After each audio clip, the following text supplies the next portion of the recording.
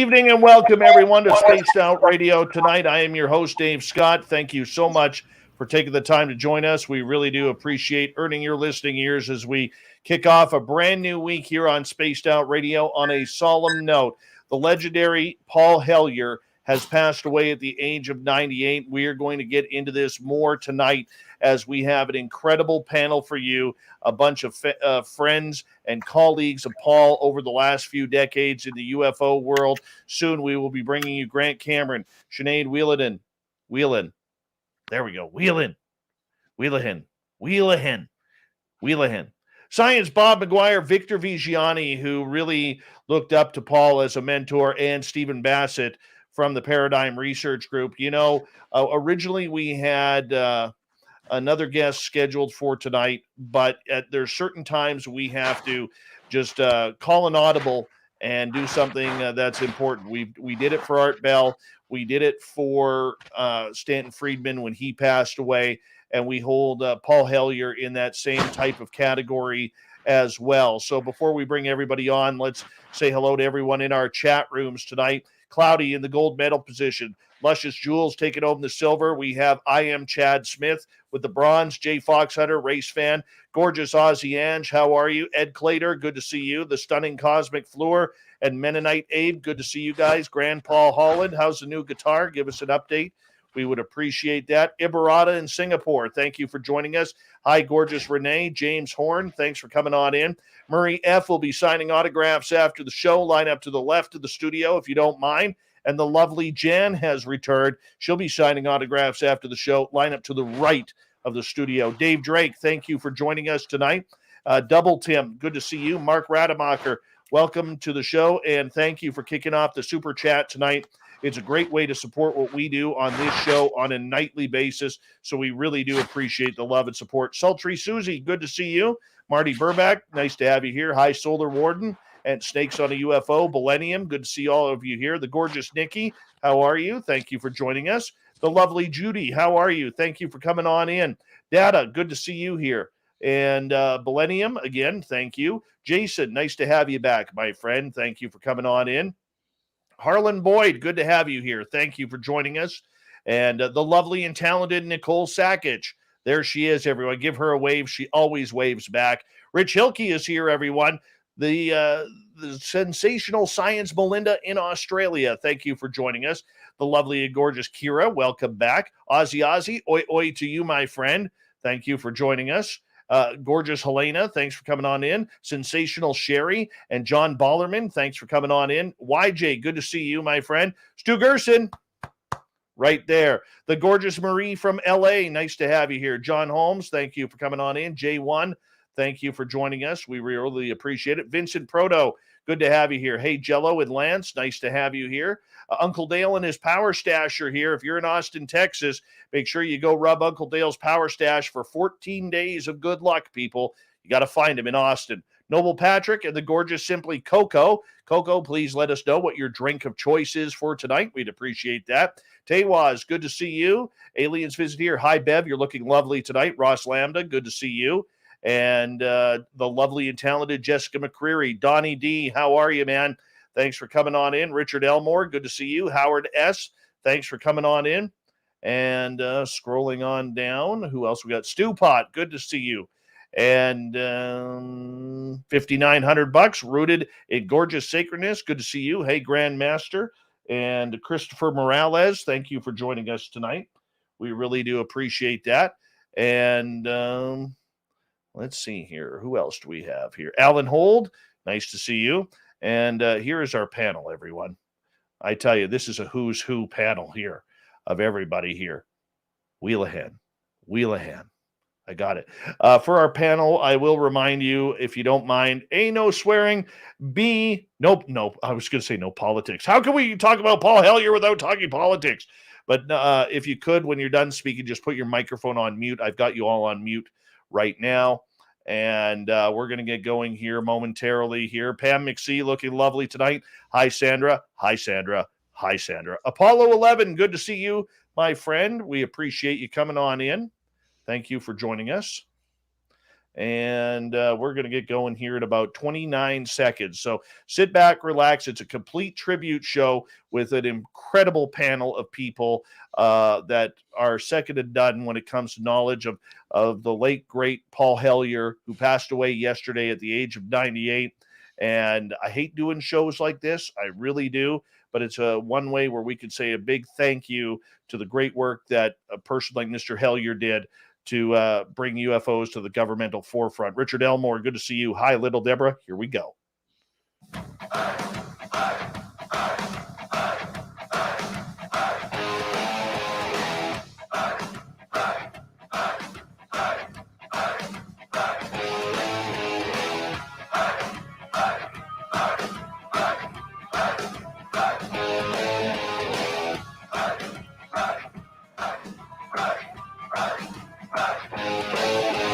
From the mountains of central British Columbia to you listening around the world, this, my friends, is Spaced Out Radio.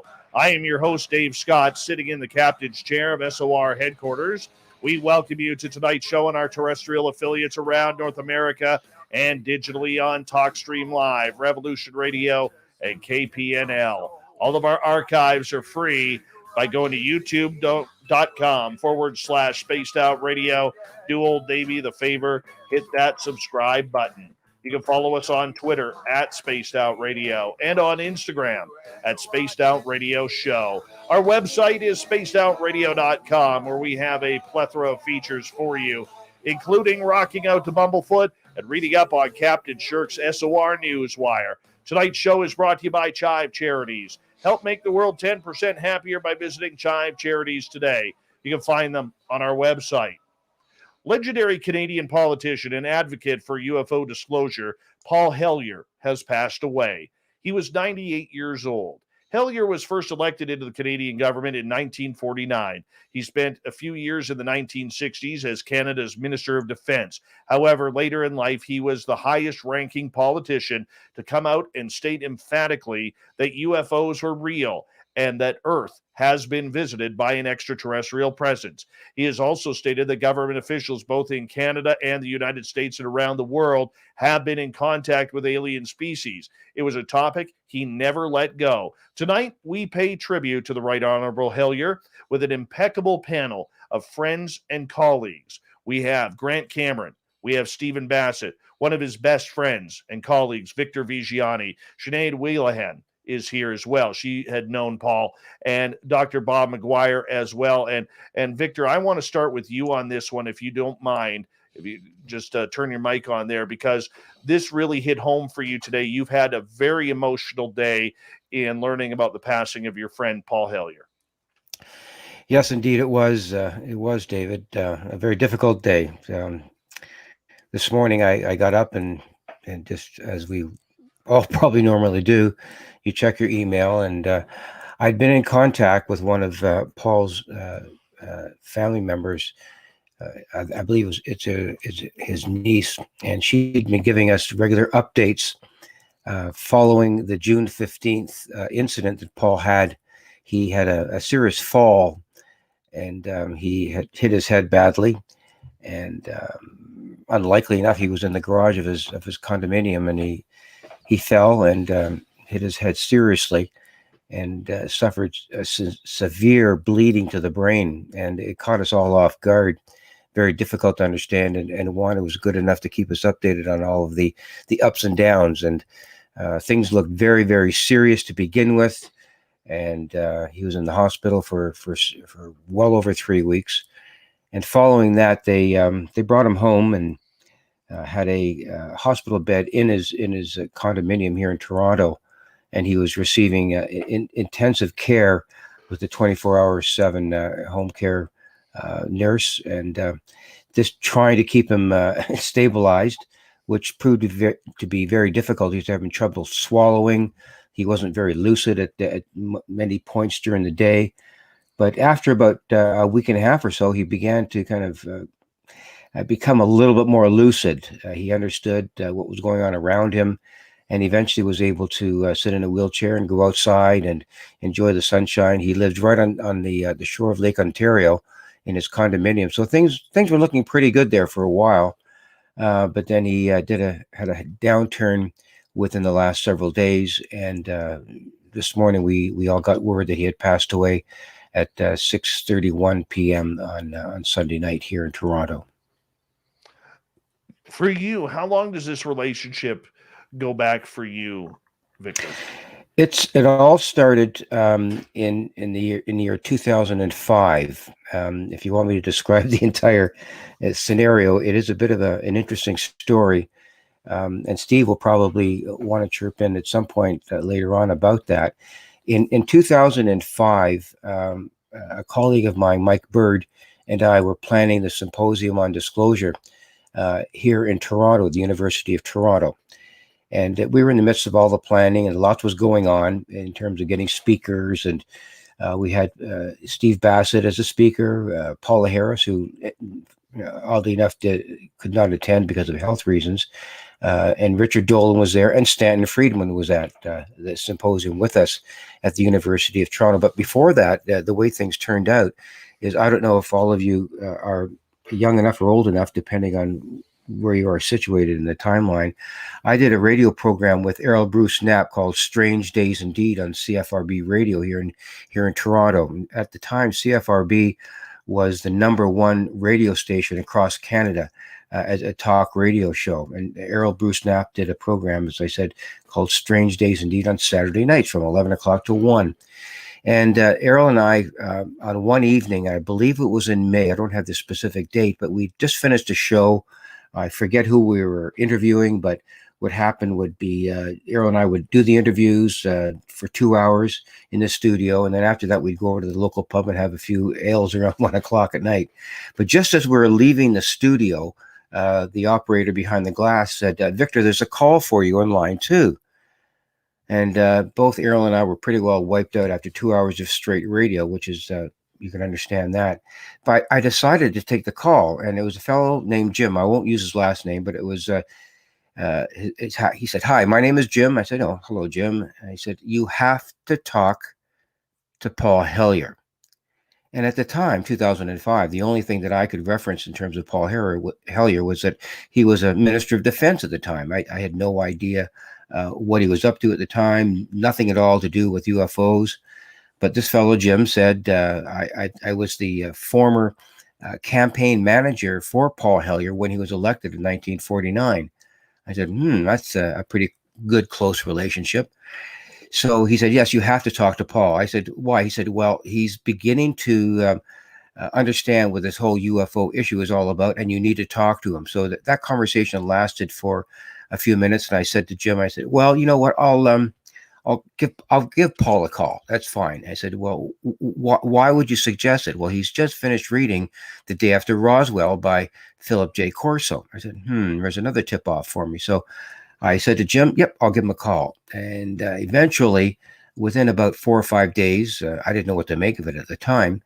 I give Paul a call and said, "Mr. Hellyer, my name is Victor Viggiani. Jim, your friend, said that I should call you. You are reading the book Day After Roswell." He said, "Yes, I am." And I said, "Have you finished reading the book yet?" He said, "Well, not completely. I'm just about 3/4 of the way through." I said, "Well, listen, if you ever want to consider, coming forward about your belief in UFOs, because you're obviously becoming to a point where you're going to advocate for it. We were having a symposium next September 27th of 2005. And we'd like you to be the keynote speaker." And he said, "Oh, no, I could never do that. No, I don't want to go public on anything like that at all." I said, "Okay, well, take your time with it. Read the book, and I'll call you back in about 4 or 5 days," which I did. He finished reading the book. I called him, and then we had a conversation probably towards the beginning of June, as I recall. And I said, "Well, what do you think about the book?" And he said, "I just can't believe it." And he said, "Well, what?" I said to him, what's changing your mind about this whole issue?" He said, "Well, I spoke to a general, a United States general, and in confidence, and he said that everything in the book, meaning The Day After Roswell, was true and even more." And so I said that, "Well, does this mean that you want to come to our symposium and be the keynote speaker?" He said, "Yes, I will." And as soon as I got up off the floor and said to myself, "My goodness, we've got something here," he conceded. And after that, he became part of the symposium. And the rest is just history. We introduced him before a crowd of almost 500 people at the University of Toronto Convocation Hall. And he spoke for about 35 or 40 minutes as the keynote speaker. Steve was there, as was Stanton Friedman and Richard Dolan. So that's kind of how it all happened in a very brief synopsis. There's much more to it before and after that, but that's the whole Reader's Digest version of how Paul and I got to become so involved in this issue. Grant Cameron, I want to bring you on here momentarily, as you know, being Canadian, and there are a lot of great Canadian UFO researchers out there, but Paul Hellyer was the biggest name next to Stanton Friedman that we had going forward regarding this, and I would put you in that category as well. I hope you don't mind, but it's my show and I'm allowed to. And anyways, you know, for you, what did it mean to have somebody like Paul Hellyer speaking about UFOs? Well, I don't know if that's the right question.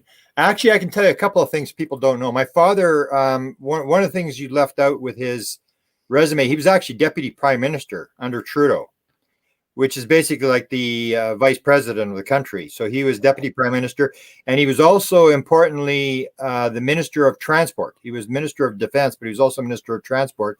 And the Canadian official UFO flying saucer study was done under the Department of Transport. My father was a pilot for the Department of Transport, and he actually used to fly Hellyer around. And I don't think he got along with Hellyer, but so I go actually back to the 1970s with Paul Hellyer, and that has a couple of stories, because Bob McGwier was asking, and I'll sort of maybe elaborate later, but what Paul actually knew. And one of the things that he had done, he had given a very famous speech as defense minister in 1967 at St. Paul, Alberta, because that was the Canadian centennial. And everybody had their little project for their town or whatever. St. Paul, Alberta built a UFO landing base.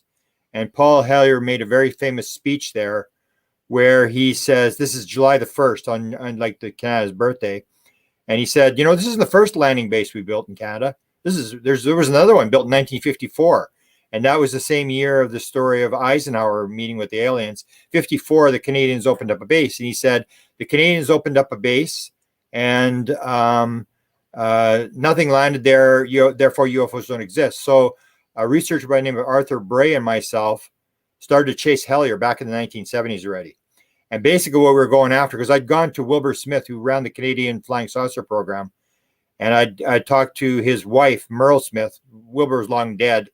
But I said to her, I showed her the article with Paul Hellyer making this speech and saying that they had opened up this UFO landing base. And I said to her, I said, was Wilbur behind this? And she read it and she went, yeah, it was Wilbur.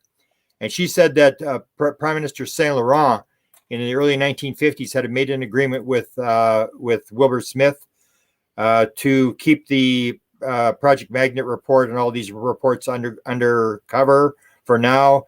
And Wilbur said, if you quit trying to shoot these things down, I'll get it to land. And he was in contact with an alien by the name of AFA. The Navy intelligence in the United States was in contact with this being. So was the CIA. And he said, I'll get it to land.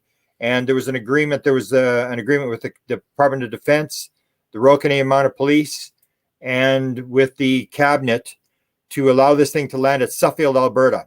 So Suffield, Alberta is it's a top secret army base, or it was. They did nerve gas testing and stuff. It was at a restricted fly zone. My father told me about all this. It was like the Area 51 of Canada. And that's where the thing was going to land. So when Hellyer made this speech in 1967, Arthur Bray and I started going after him and saying, how did you know? How do the aliens know where to land? Because that's what the story was missing. And it was the part that Wilbur had actually arranged for this thing to land. And they couldn't get 100% guarantee that they would allow it to take off. And Wilbur called the whole thing off. He said, okay, that's it. We're not going to land. Alpha's not coming in. We can't get the proper guarantee. And they called it off. So that was the whole thing. They opened up the base. And I remember Paul he was talking to both of us, and he was pretty open about it. And he said, I'm looking at my files. I've got to go to this underground place in Ottawa where they have all the files of his years in Parliament. And he said, I couldn't find it. I was trying to find it. And then he said to me, the guy that was the expert in the Department of Defense in Canada was a guy from the Royal Canadian Mounted Police, but I can't remember his name. And I still remember. So we chased him around, and this is how the story ended, where he said, I couldn't remember the guy's name. He's the guy that told me the story, because I kept saying, who told you the story about Suffield, Alberta? How do you know about this?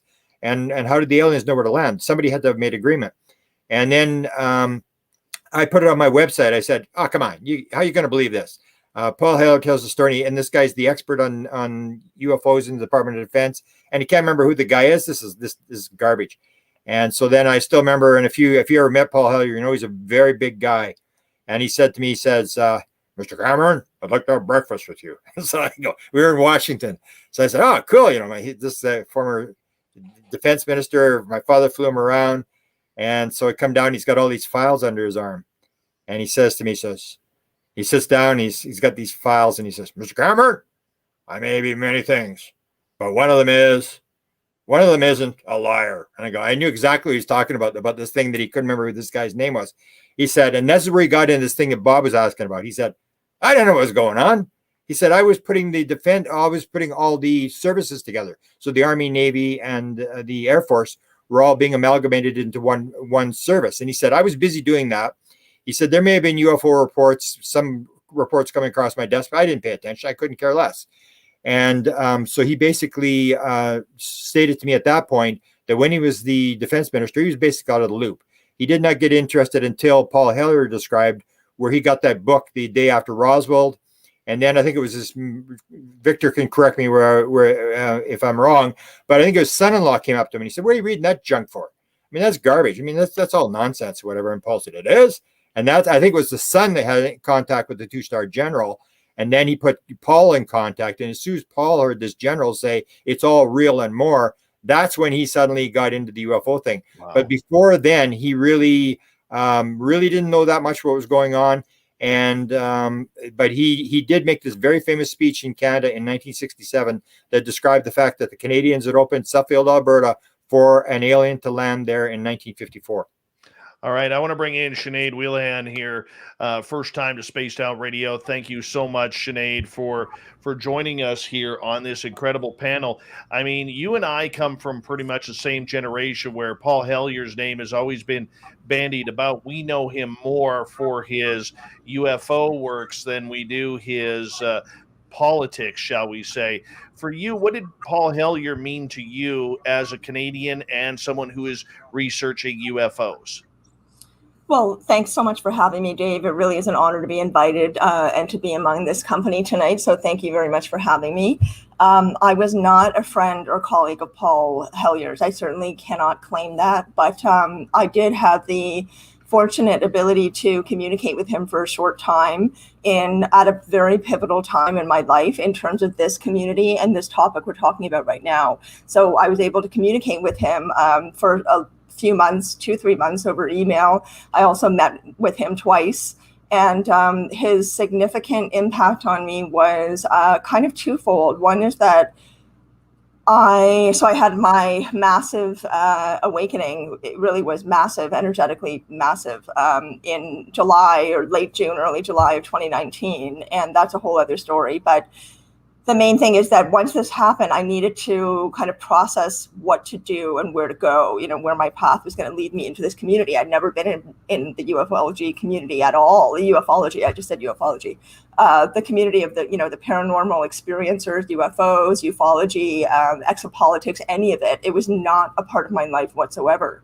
But after I had my awakening, I needed to find some guidance. I didn't know anybody who's in the community. And so I started just researching like a madwoman. I was totally obsessed. And, I had this ginormous experience. And so Paul Hellyer was one of the first people I found. And I didn't know him. He didn't know me, certainly. But I wrote to him and I said, Mr. Hellyer, I really need some help and some guidance. And you seem to be somebody who really knows what's going on in this field. And so if you can give me some guidance about where to go or what to do with this information I've received during my awakening, I really, really appreciate it because I don't know what to do. And he was absolutely lovely. And he wrote me back right away, pretty much, and said, of course, he was very supportive. He said, of course, I can help you. And here's what I would advise. So one of the things he told me to do was actually to go to my first ever ufology conference, which was happening in Toronto. there are not a lot of conferences that happen here. I live in Toronto. There are really not a lot on this topic that happened in this particular city. There are some. Victor knows about that. But this was certainly not something I had ever heard of before. And there was one that was happening just about a month and a half later in Toronto. So he said, you need to go to this conference, and I'm going to be there, and you and I can talk, which we did. I sent all of you in our group chat earlier today. I sent you a photograph of myself and Mr. Hellyer there at that conference. But if I hadn't gotten that guidance from him, and I reached out to a number of people, but he was the only one who told me to go to that conference, I never would have met Grant. And that meeting with Grant was absolutely not an accident. There's a whole story with that as well. And, led to this connection I have with Grant. And here I am now doing work with him and research with him and doing interviews on YouTube. Like, this is something I never thought I was going to be doing ever. But it is very much a part of what I'm supposed to be doing in this lifetime. And I have Paul Hellyer to, as one of the people to thank for helping me get onto that path. But he was also just such an incredibly noble man. He really had a great deal of integrity, personal integrity, and believed so much in changing the way human beings operated. Edgar Mitchell said that his two priorities, that Mr. Hellyer's two priorities were exopolitics and sustainability, environmental sustainability in particular. And I very much relate to that. That's something that's a major priority for me as well. So there were things that Mr. Hellyer felt very strongly about, the banking system, which I believe he called infinitely silly, for example. He just recognized that there's systems that we use that are really not actually beneficial to us and are not helpful to us in our growth, as human beings on this planet, or helpful to the planet necessarily. So I just really admired him. I thought his courage was astounding, especially considering his background and his standing, so he impacted on me in a number of ways. Mm-hmm.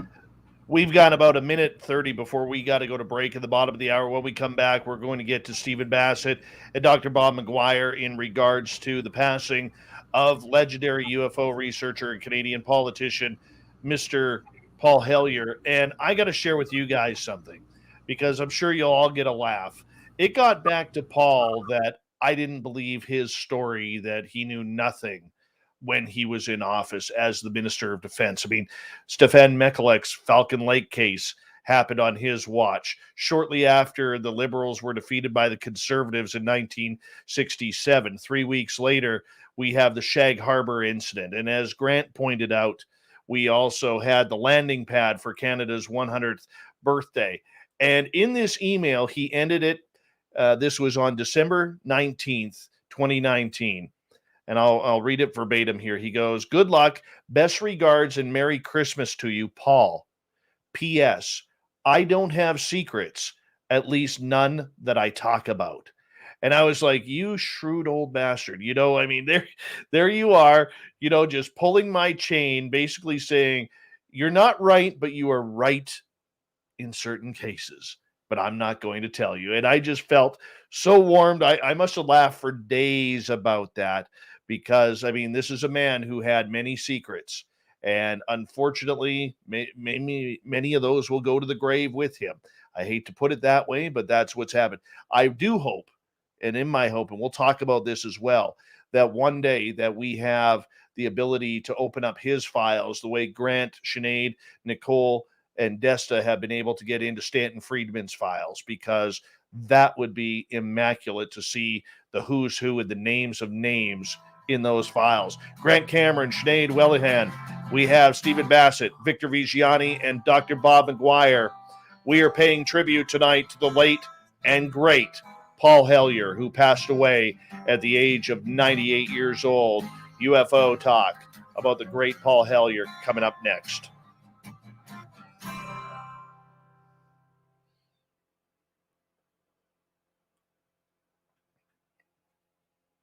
All right, guys, we are clear for 5 minutes. Put your mics on if you want. We're all just hanging out with the YouTube crowd, or nobody. Maybe I will. I'll unlock all of you. Sorry, Grant? Is there any questions from the YouTube crowd? Not yet. They're all just kind of peeling on in right now and getting comfortable. Are we beating the Elizondo number, or how close are we? We're about 255 away from the Elizondo number. Oh, then we're not doing too good tonight. Not yet. We will. I got to wait for the. Normally, I have to wait for Jimmy Church to be over, and then I get another 50 to 100. There you go. And he's got Dolan on tonight. We will be taking questions in hour 2 with the panel if we can get to them. And yeah.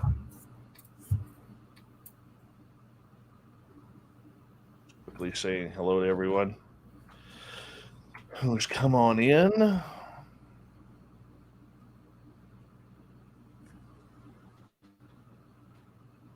Victor, I'd actually like to give you my condolences directly. I know you were very important to Paul, and he was to you. So, my sincere condolences. Well, thank you very much. It's been a very difficult time over the past month and a half. Not easy to go through. Paul was in pretty good health till then. I mean, he was. Yeah. Oh yes, for sure. He was walking around, and he was. I spoke to him. Okay, I spoke to him at the end of May. We had a conversation, just sort of, "Hey, how you doing?" kind of thing, and we were just chatting. We really didn't talk about anything specific, but it was partly to do with. And let me know when you want to go off, Dave. To do with his last book, and he planned a press release to announce the publishing of his new book.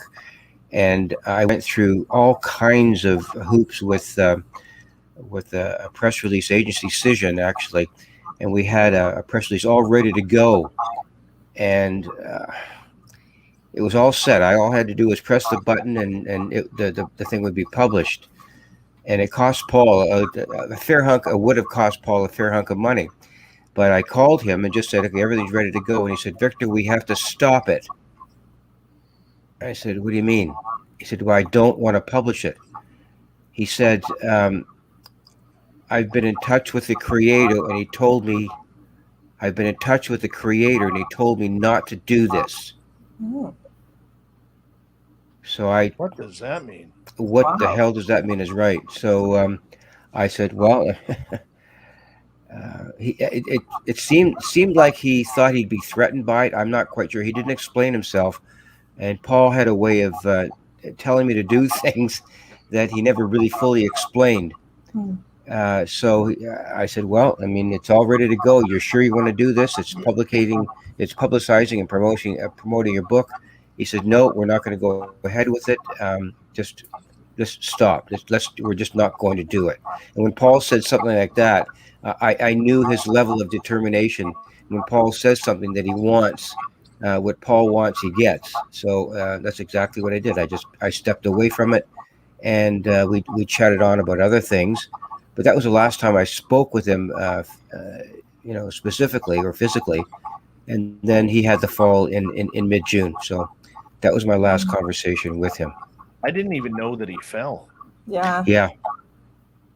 It was a pretty bad fall, apparently. Not sure why. Well, he'd always had. He's a big guy. He was, and as you get older, the way you make your way around in your own space is not easy. So I could well understand why, because there were certain stairs in the. I've been in the parking lot before. You have to go up a couple of flights of stairs to do things. So I can well understand how he might have misstepped some way and tripped and fallen, and hit his head. So it's quite understandable that it happened.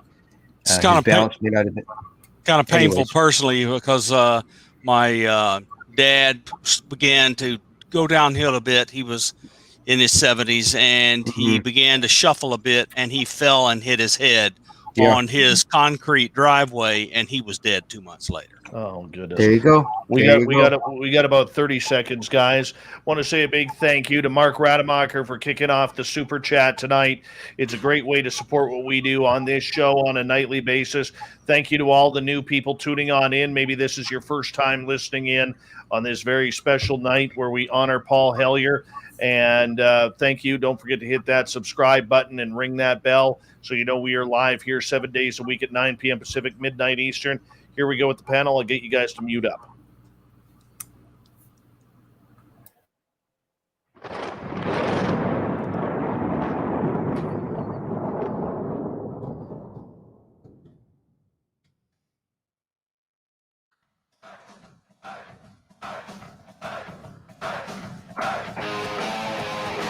Second half hour of Spaced Out Radio is now underway. My name is Dave Scott.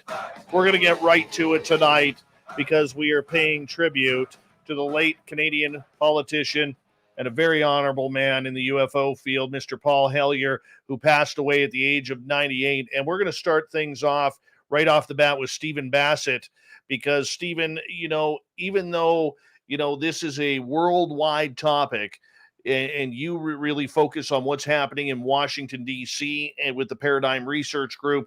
I mean, Paul Hellyer was somebody who could really blend any type of thinking together in the UFO community. I would love for you to talk about your experiences with the Right Honorable Paul Hellyer.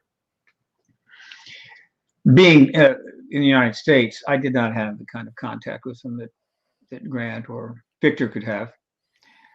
But we corresponded occasionally. He was important for many reasons, but he's part of a long line of individuals of some stature, rank, station who have stepped into this issue, going all the way back to the 1940s. We know about astronauts and some other politicians. Admiral Lord Hill Norton, of course, made some pretty strong remarks. And these are important because, obviously, when someone that has a substantial resume is willing to speak directly to this issue, it lends some gravitas. It also opens up, perhaps, doors for some others to come forward. And over these 75 years, we have obviously seen that it wasn't enough. Movie stars started coming forward, rock musicians. The truth embargo is well constructed and very effective. So Paul was one of those. However, his timing was good. He made his decision to come forward in 2005, which was, the Grant had gotten the documents on the Clinton Rockefeller Initiative with Clintons, and that was getting a lot of coverage. It was up on the web. We were moving forward a little bit on that. Podesta had made strong statements at the National Press Club in 2002, 2003, and I think was already collaborating somewhat with Leslie Kean. So Paul stepped in, pretty good time, and he was not just a man of gravitas. He was a man of stature. He was a very big, very tall, graceful, gracious, that type of thing. He's old school, and old school is almost impossible to find in the United States now. Maybe in Canada a bit, perhaps in England, but not down here. It's pretty much gone kindergarten down here. So for me, he was an example of what we would love to have as leaders in this country, as members of Congress and so forth. And so in that sense, he was a throwback to another time, and I enjoyed thinking about him. Now, as you know, he participated in the citizen hearing on disclosure, of course, as well as other events. But the citizen hearing disclosure for me was significant because he and I opened the event together. He spoke and I spoke. I think he spoke first. And that was great. It's one of many great aspects of this. All of it's on tape. All of it's been recorded. Those recordings will eventually be used for activist purposes. And Paul's legacy, I think, will last there as long as anything, because I think the citizen hearing will have a long history. People are going to refer to it. It's going to be part of the history and the study of this era. And Paul is right there, opening remarks, not shy, saying what he thought. And behind him were Richard Dolan and Grant and so many others. So it was like a family gathering in a way. I'll always remember that day. I think I just saw the footage the other day. It turns up from time to time. And the last thing I would say is this. I keep a section on my website called In Memoriam. I have a lot of people on that page. It's designed to give people a quick access to read about some of the people that have passed in this field, going all the way back to the 40s. Little picture. It's also recognition. Being in this field is not something you do if you want to get lots of recognition from the media or academics or even your peers. So this site is for that, in memoriam, and he's up there now. And so I have spent a lot of time following the passings of the people in this field, particularly in the modern time. And what troubles me the most, I say trouble, what is toughest to deal with is the accidents. John Mack, of course, was accidentally killed in an unfortunate event in the UK. Mark Wolf, who was vigorous and in great health, out bicycling to keep in shape. I used to bicycle a lot. It's dangerous. He was hit from behind. Paul, of course, has had an accident as well, which most people will go, well, he had a great run, and he did, an unbelievable life, full, vigorous, had everything you'd want, except that he was in better health at 98 than I am. He had another 10 years left easily. And that hurts, right? Because if Paul just is a little more careful on those stairs, Paul is almost certainly going to see disclosure. He's going to see the confirmation come. And obviously he'll be well received in the post-disclosure world, and an easy target for interviews and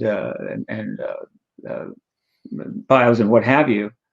And he missed it.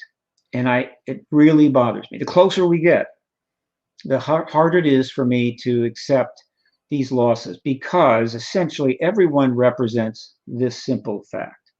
Absolutely. That the truth embargo has now lasted a lifetime, 75 years. And every month it outlives another one of us. And this is fundamentally offensive. This embargo should have ended decades ago. Very true. And the people in the government, I do not think, that manage this issue think about that. I don't know if it matters to them at all, but it matters to me. And so I will continue to follow and pay attention to how people are doing and what have you. And I just hope I have nobody else goes up on that list, and that's on that webpage, until we finally get the hearings and the confirmation of the ET presence that we have earned over these last 7.5 decades. Thank you, Stephen.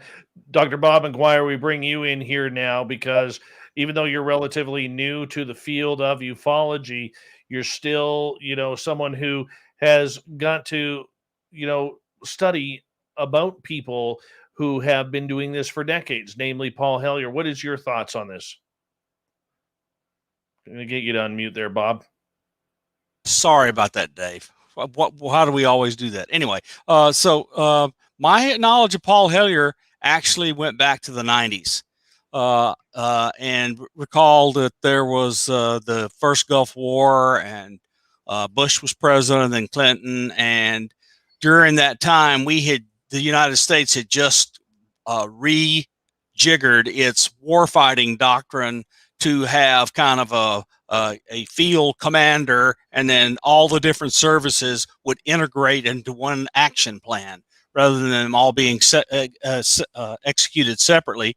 And Paul Hellyer during that period was beginning to put together in his own mind the policy of fusing all the services in Canada, because it was really, really so very together in the United States, and was very, very effective in the Gulf War. So that, and a lot of people don't know that Hellyer was a prolific author.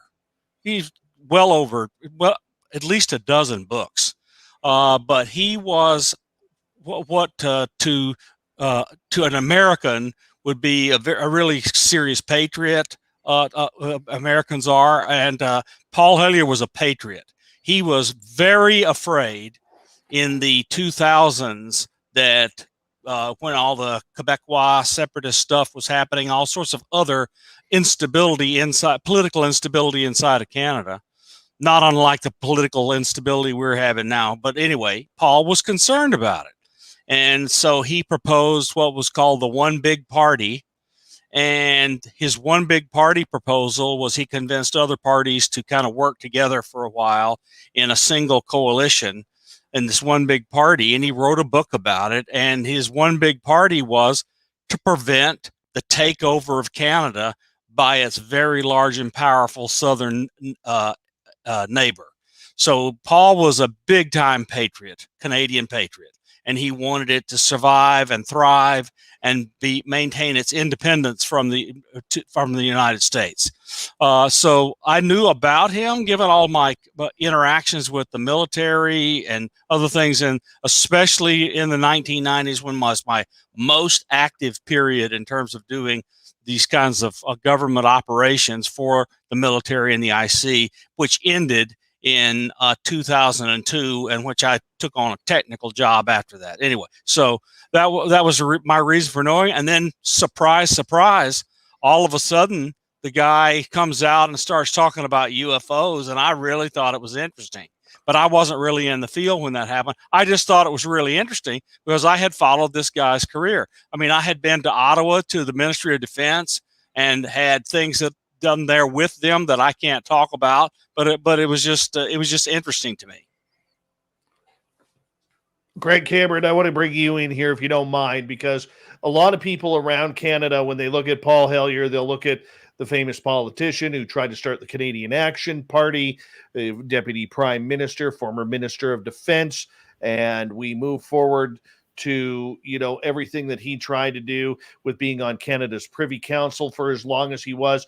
But how many really know him about being in ufology and taking this subject seriously, trying to press other politicians on both sides of the border to come out and speak about this publicly?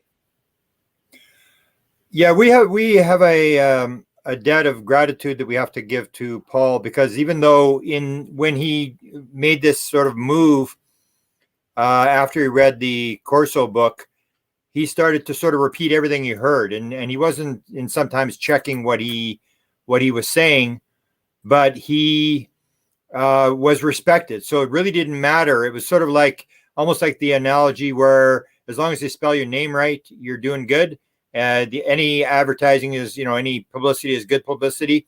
So Paul was saying this, but he really raised the consciousness of the UFO issue, because people really didn't check what he was saying. It was just that this fact that this guy was talking about it.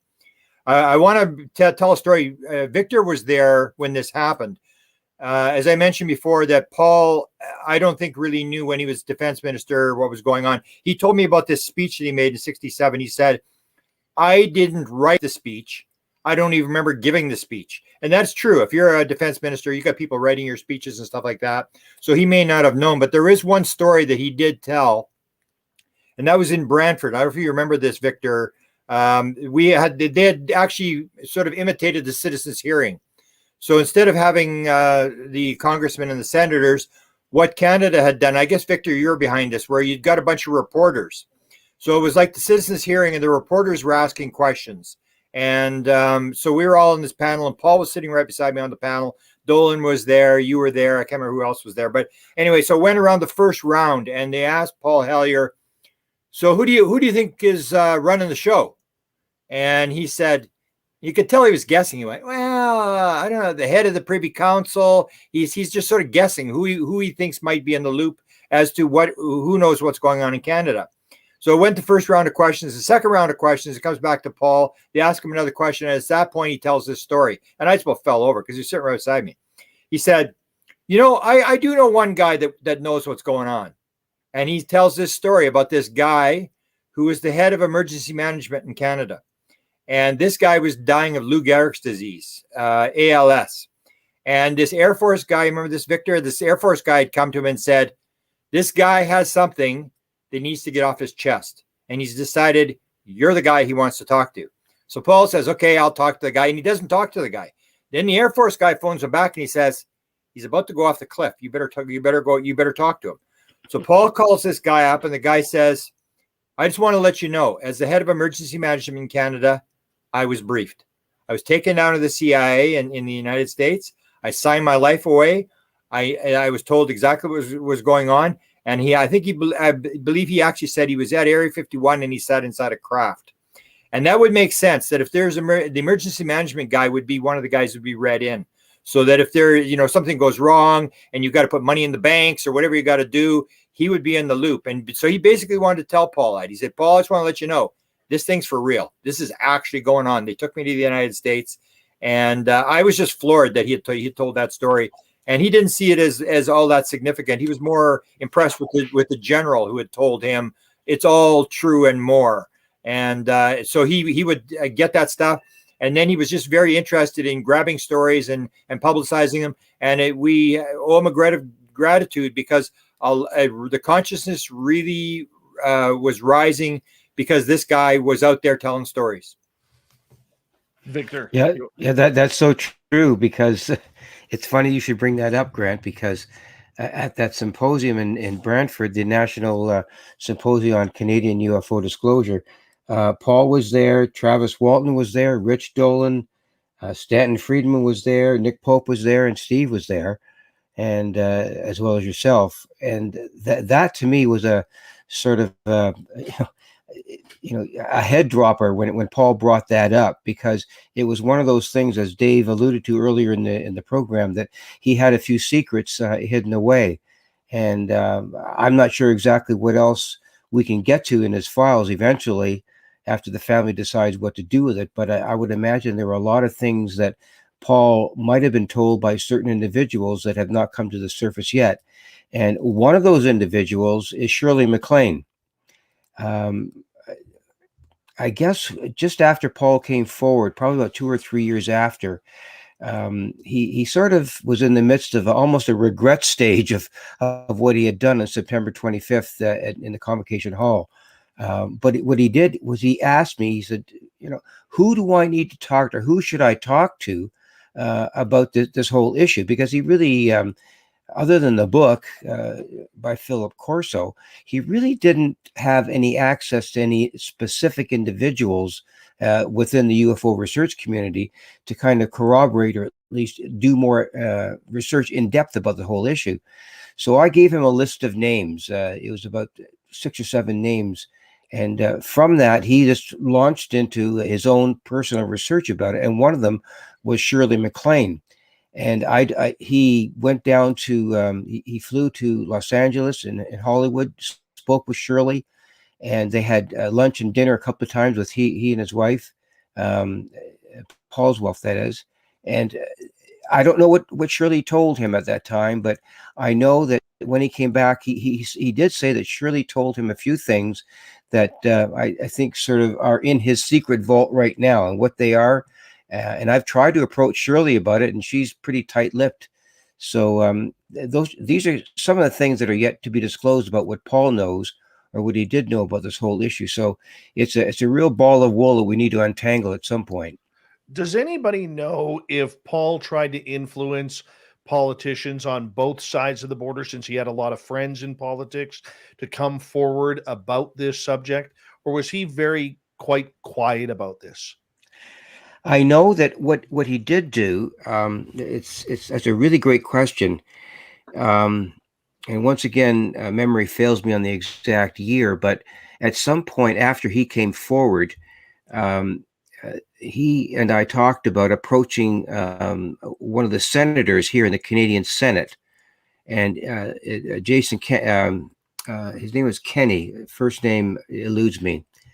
Maybe Grant knows his name. In any case, Kenny? Yeah, that's Jason right. Kenny, wasn't That's right. Exactly. He was the chair of the Canadian Senate Defense Committee. And Paul and I threw out a couple of ideas as to how we would approach the Senate, or how Paul could approach the Senate on this, because he knew Kenny very well. And I think they had been sort of colleagues with respect to, running in elections at some point earlier on in their careers. And so Paul decided at that time, and when he was, invigorated by this whole issue, he had a meeting with Jason Kenney at the time. And he went to Ottawa and sat down with Kenny face to face, and had a discussion about the whole thing. And I don't want to go over the whole conversation that he told me, but basically he came back, and I said, "Well, how did you make out?" And he said, I asked him, would Kenny be able to go forward on this? And Kenny said to him directly, he said, "Paul, this issue is so big, it's too big a fish for me to hook. I can't even come close to talking about this." So he did try to influence Kenny, but I think it's rather indicative that a senator of that stature, a chairman of the Senate committee here in Canada, would not touch the issue. His reasons for not doing it were never articulated to me.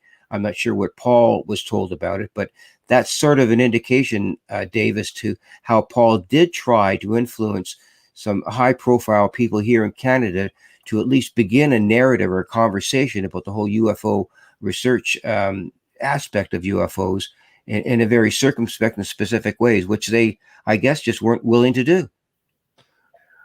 Stephen, did you ever hear of Paul Hellyer potentially communicating his findings and his thoughts with anybody within the United States government, the Senate, the Congress people, or anybody like that? If he'd done it, he might very well have made some contact, but he wouldn't have publicized it. But I'm not aware of that, no. Let me comment, though, that something that you mentioned about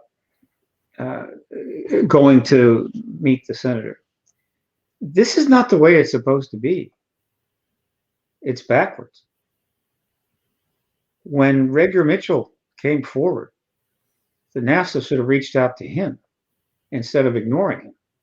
When the nuclear witnesses came forward repeatedly, Congress should have reached out to them. They talk about hearings, talk about the need for a hearing on the basis of national security. They didn't do that. Over and over, they don't reach out. You have to go to them. This is backwards. And if you're seeing a world in which major nations are failing their people and their country and the planet, you're seeing the failure of policy across the board in almost every area. You cannot find a single area where the developed countries have policies which are in fact appropriate, effective, and will work. Because we have a political class that says, I'm not going to come to you. I don't care what you are or who you are. You have to come to me. And when you do, I will tell you it's too big. Meaning, I have a job. I want to keep the job. That means I do small things or nothing at all. These are the things I see when I think of Paul and Edgar, so many others. See, it's not just that there's a truth embargo.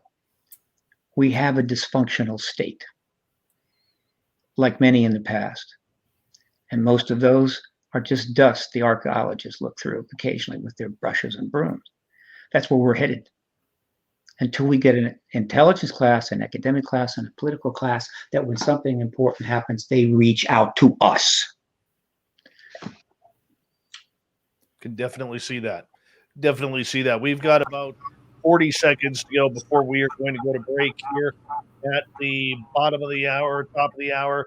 We have on our panel tonight, as we pay respects to the late and great Paul Hellyer, Canadian ufologist, Canadian politician, Canadian member of the Privy Council of Canada, passing away yesterday at the age of 98 years old.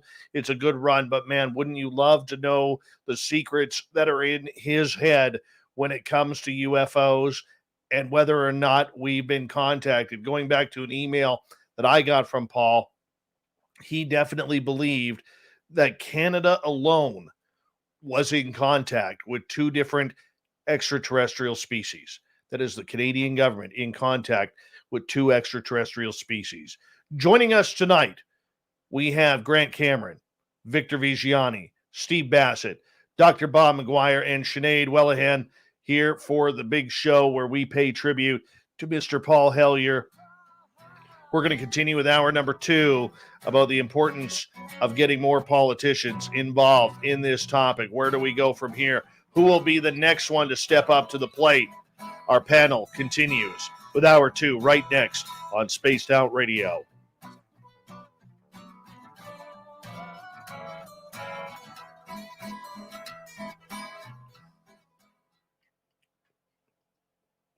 All right, guys, we got 6 minutes. 6 minutes. Remember, we are all still live on YouTube. You can unlock your mics here if you wish. Chat away. I'll be right back. You guys hang out. Bear with me. Thanks, Dave. Sinead, you got the butt, conch. no doubt. What was that? He's going for a butt, no doubt. Yeah, he's going to walk the dogs with his cigarette.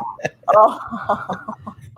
Yeah, I should mention that when Paul came back from that meeting, and actually I was supposed to go with him but something had happened within my family that I couldn't go.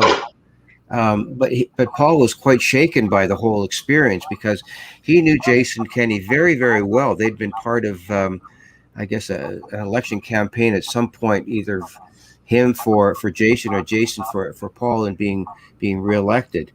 And for him to admit that this was too big a fish for Jason Kenney to approach, that to me really had indicated that this stuff is so well buried within the ethos of the Canadian government, as it is in most North American constituencies, that it's so hard to pry open.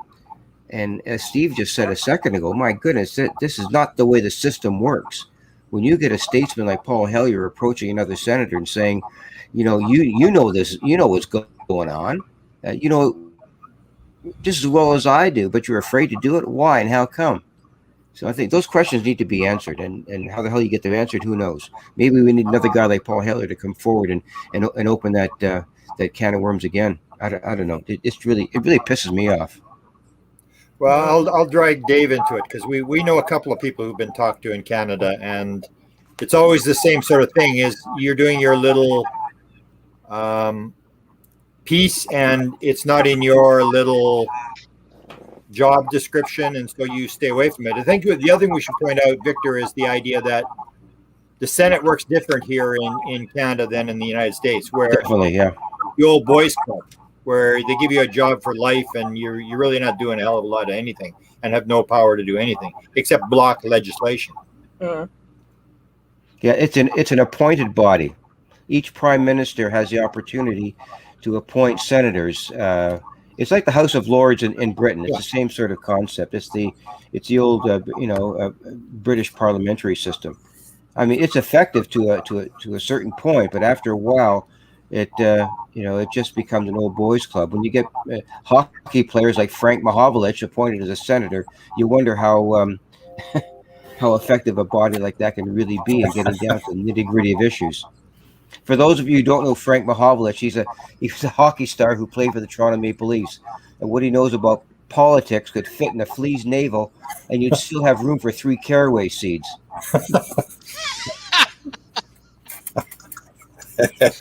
That's like Tommy Tuberville, the former head coach of the Auburn University Tigers football team, is now the senator from Alabama. I mean, it's just like, good grief. Yeah, remember when Arnold Schwarzenegger was the good old days? Remember that? Oh, yeah. Yeah, but Arnold Schwarzenegger's got a brain. Yeah. There were some things that he definitely did well in his time as governor of California, for sure. Yep. Yeah. He's the most liberal Republican I know of. Interesting. I didn't know that. Huh. Very liberal. There you go. Well, I mean, politics are so blurry. We don't have to get into this, but the borders, or what borders there used to be between conservatives, liberals, and so on, it's all just become kind of a mush at this point over here. Anyway, that's what it is for me. I mean, Schwarzenegger's not one of these crazy right-wing Republicans because he married a Kennedy. Until he cheated on her. But yeah, wow. By the way, Grant, Doug says hello. He's in the studio here. My dog. Doug from what state? What was that? I said, Grant, my dog Doug says hello. Oh, okay. He's in the studio. For people. There you go. There he is. Hey, boy. Bite him. Bite him. Dougie. Sick him. No, he's not saying it. And people are always wondering, why don't you ever show Doug? Oh, yeah. Well, you spent a lot of time coming up with that name. Okay, Sinead, get your cats out. Let's bring your cats out. Let's have an animal show. Way. It's different for girls. We instantly get branded as cat ladies. I'm not doing that.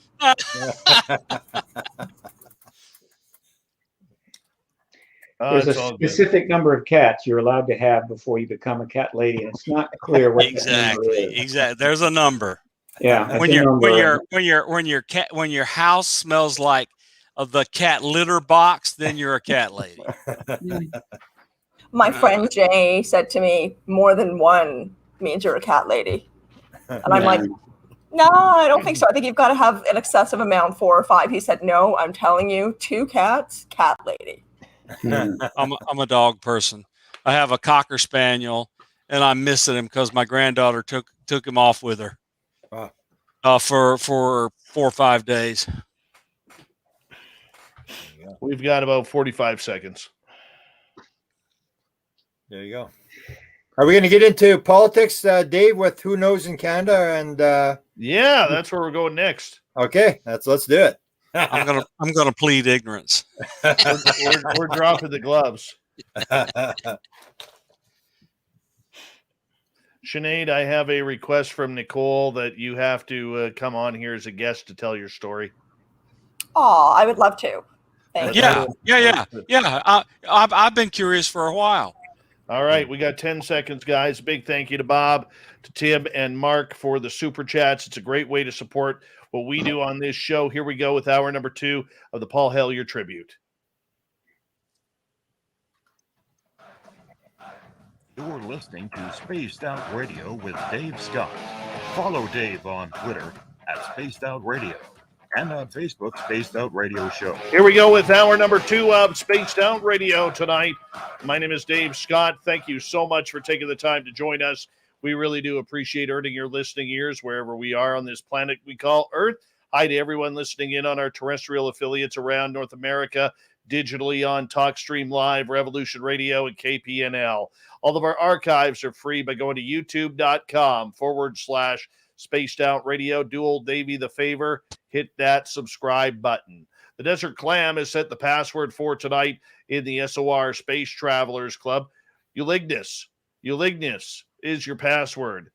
Use it wisely, Space Travelers, as the Clam sets the password each and every night right here on Spaced Out Radio. Our website is spacedoutradio.com, where we have a plethora of features for you, including rocking out to Bumblefoot and reading up on Captain Shirk's SOR Newswire. Follow us on Twitter at Spaced Out Radio and on Instagram, Spaced Out Radio Show. We are joined tonight by Victor Viggiani, Steve Bassett, Grant Cameron, Sinead Whelehan, and Dr. Bob McGwier here as we pay tribute to the passing of legendary UFO researcher Paul Hellyer, the former Canadian politician who passed away this past weekend at the age of 98. And Grant, I want to start with you on this next hour here, because there's always a big argument out there, and probably maybe a little bit put on by me. I'm not going to lie, because I always thought that Paul Hellyer knew way more about the UFO story than what he was really telling. And there's a lot of secrets that may never come out. Do you see a time where Paul Hellyer's secrets will come out, or his private books will come out, much like we've seen with Stanton Friedman?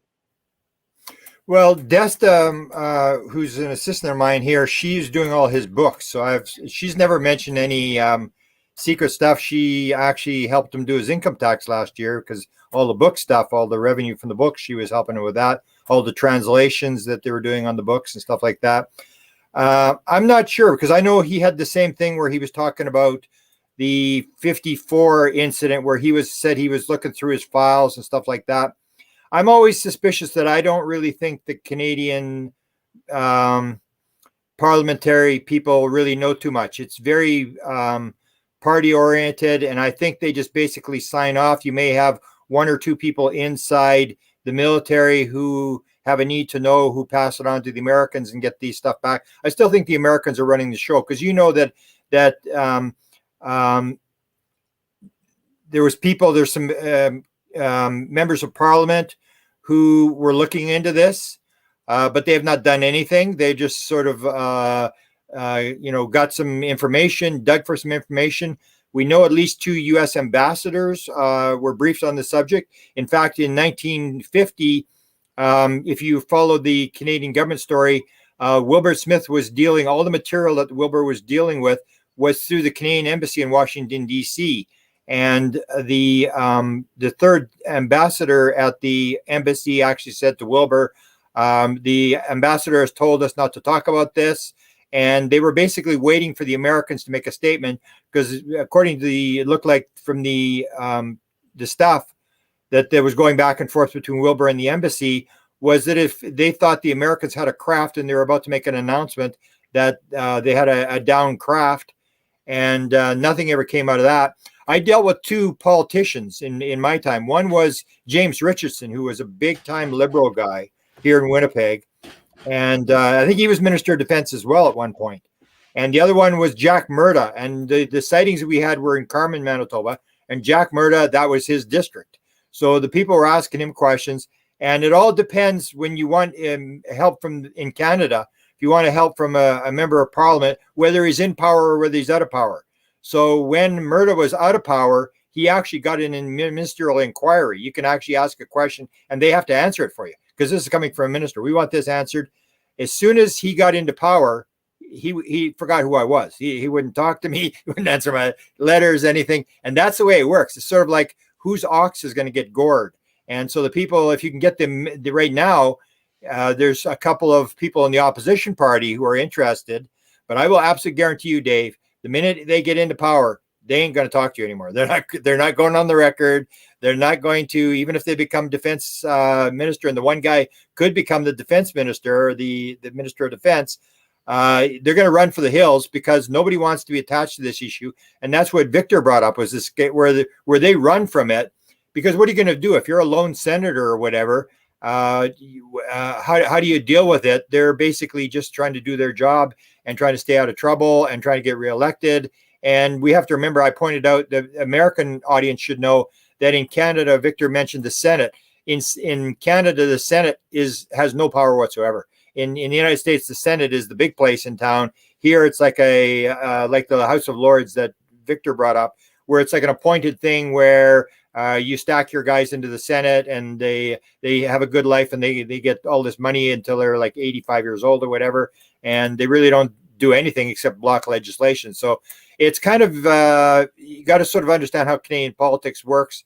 And the Canadians really, there's not very many people who are really willing to step up and take a chance or fight an issue. They're all basically very party aligned, that whatever the whip says, that's what they do. And so I wouldn't hold out anybody sort of upsetting the apple cart in Canada. Victor, would you concur with that? Oh yeah, I totally agree, because as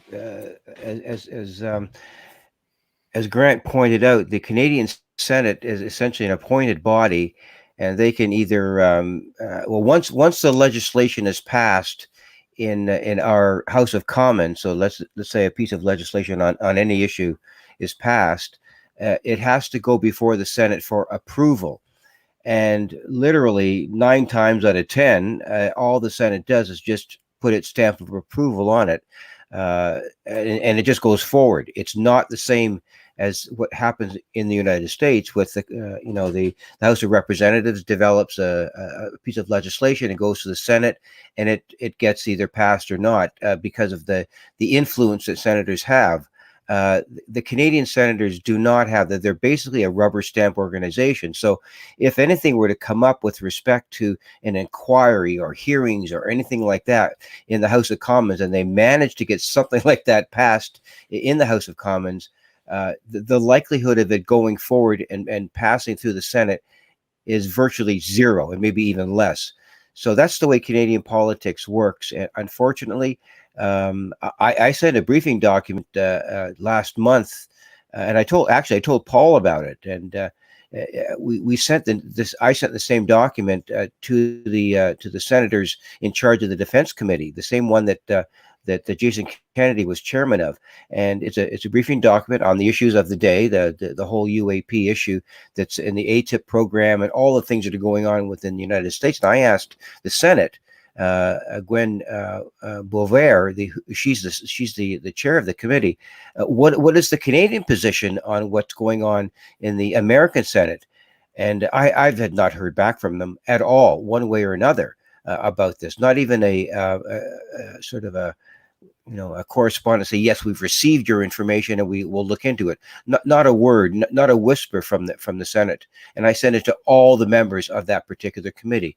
So that's just the way that things work up here. And maybe that's, kind of reflective of the closed mouth situation that's going on in other parts of the world too, internationally, with respect to how this issue has to be brought forward. You literally have to pry this thing open with a stick of dynamite. And it just doesn't work that way up here in Canada. Dr. Bob McGwier, I want to bring out a quote that Mr. Hellyer had sent to me. He said, I try not to follow U.S. politics that closely, but I doubt that either of the two major parties has any plans to make the UFO phenomena an issue. We don't count, as in us Canadians, and have issues that are far more important to us than the UFO cover-up. Do you think this is the case today? And do you think that, there's still a major cover-up going on? You're muted, Bob. Sorry about that. There's a lot of fighting going on inside the Pentagon and in the U.S. intelligence community where people are trying to stop things from going forward. However, we have a major countervailing set of power, which is now fighting against this, trying to shut it down. Catherine Hicks gave her order. It sounds to me now like the internal office that's going to handle this inside the Pentagon is going to have cleared people all the way up through SAP, and they're going, which has been coming out in the last couple of days. Steve probably knows more about this than I do, since he kind of watches it every single day. But I've been keeping up with it from afar and paying attention. I wanted to bring up something before I forget about it. When Paul Hellyer, the thing that was so amazing to me about him kind of not being cognizant of what was going on with the UFO stuff is when he was defense minister. What's our favorite Canadian UFO incident? Shag Harbor. He was the defense minister when we had Shag Harbor, and he didn't know a single thing about it. That is really strange that he would know nothing. Very strange. Steve Bassett, let's bring you in here because, this comes to a lot of the political paradigms we see in ufology today, going back 50, 60 years to where we are now in regards to what the truth is. You talk a lot about the truth embargo. You talk about how it really crosses a lot of borders, not just here in North America, but crosses oceans as well. When you look at this entire loss of Paul Hellyer, do we see another politician stepping up to the forefront here? Is it Marco Rubio? Is it Mark Warner? Is it somebody else who's going to take that next step that Hellyer moved the chain so high? Now we're going to get it higher? Mark Rubio's action was of another level entirely. When he called for the report after being briefed by Mellon, and witnesses, he essentially signaled, and he was chair at the time, remember, could still be chair if the election had gone another way. He signaled to them that, okay, now we're going to deal with this. It's that simple. You don't put that language into that report simply because you want to score some points with people like myself and Grant and Victor.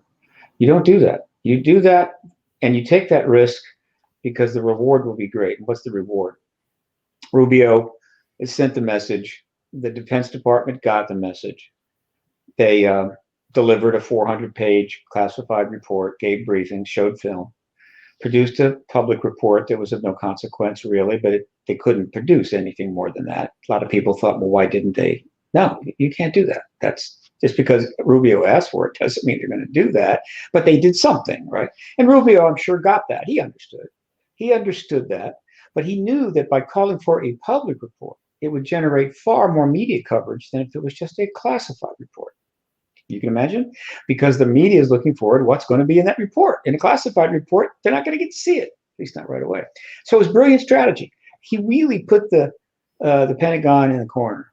Meanwhile, Lou was kind of pressing on the Pentagon from another direction, along with Danny. So I essentially, before the pandemic started to regroup and surge again, it was clear to me the Pentagon had pretty much thrown in the towel. It's over. Now, what does that mean? Is it over in 5 years, 4 years, 3 years? It's over pretty quick. Why? Because too much has gone down in the last 3 years. It was one thing to walk away from the 701 undetermined reports that Blue Book came up with and just walk away with that in 1969. It's another thing for them to say, let's walk away from the New York Times articles, the scores of witnesses that have come forward, the cases, the coverage, the thousands of articles, Rubio involved, the briefings of Congress. Will just, no, it's over. And so they have acknowledged that, and they're going to cooperate. They're going to provide more reports, and at some point, it's up to the Congress when to call the hearings. The Pentagon doesn't call the hearings, and I can assure you, the Pentagon is not going to tell Rubio or Warner when they're going to have their hearings. They will have it. Carson has already said we're going to have them, and they're not going to let Andre Carson lead the pack on this. They're going to step in, but wisely, with 3 major bills on the table and unusual circumstances too, not just your typical legislative circumstances. With a massive resurge of COVID is now starting to take children down by the thousands, and with the schedules and so forth, the Senate and House, it's pushed back, but not for long. 90 days is when they said they're going to come up with another report. Fine. That should be roughly on the other side of the surge. And again, all they have to do is call the hearings, and that's it. So I'm very confident we can still have disclosure this year. And the fall works for me. So just keep paying attention and wait for that first announcement. Yes, we're having hearings. Victor. Yeah, I do. I just would like to throw this out to the group and maybe specifically have Steve respond too. With respect to the whole UAP report from the Director of National Intelligence that was put forward, the 6 or 9 pages, depending on how you want to define what pages are. Steve, I guess maybe you might be the first person to respond.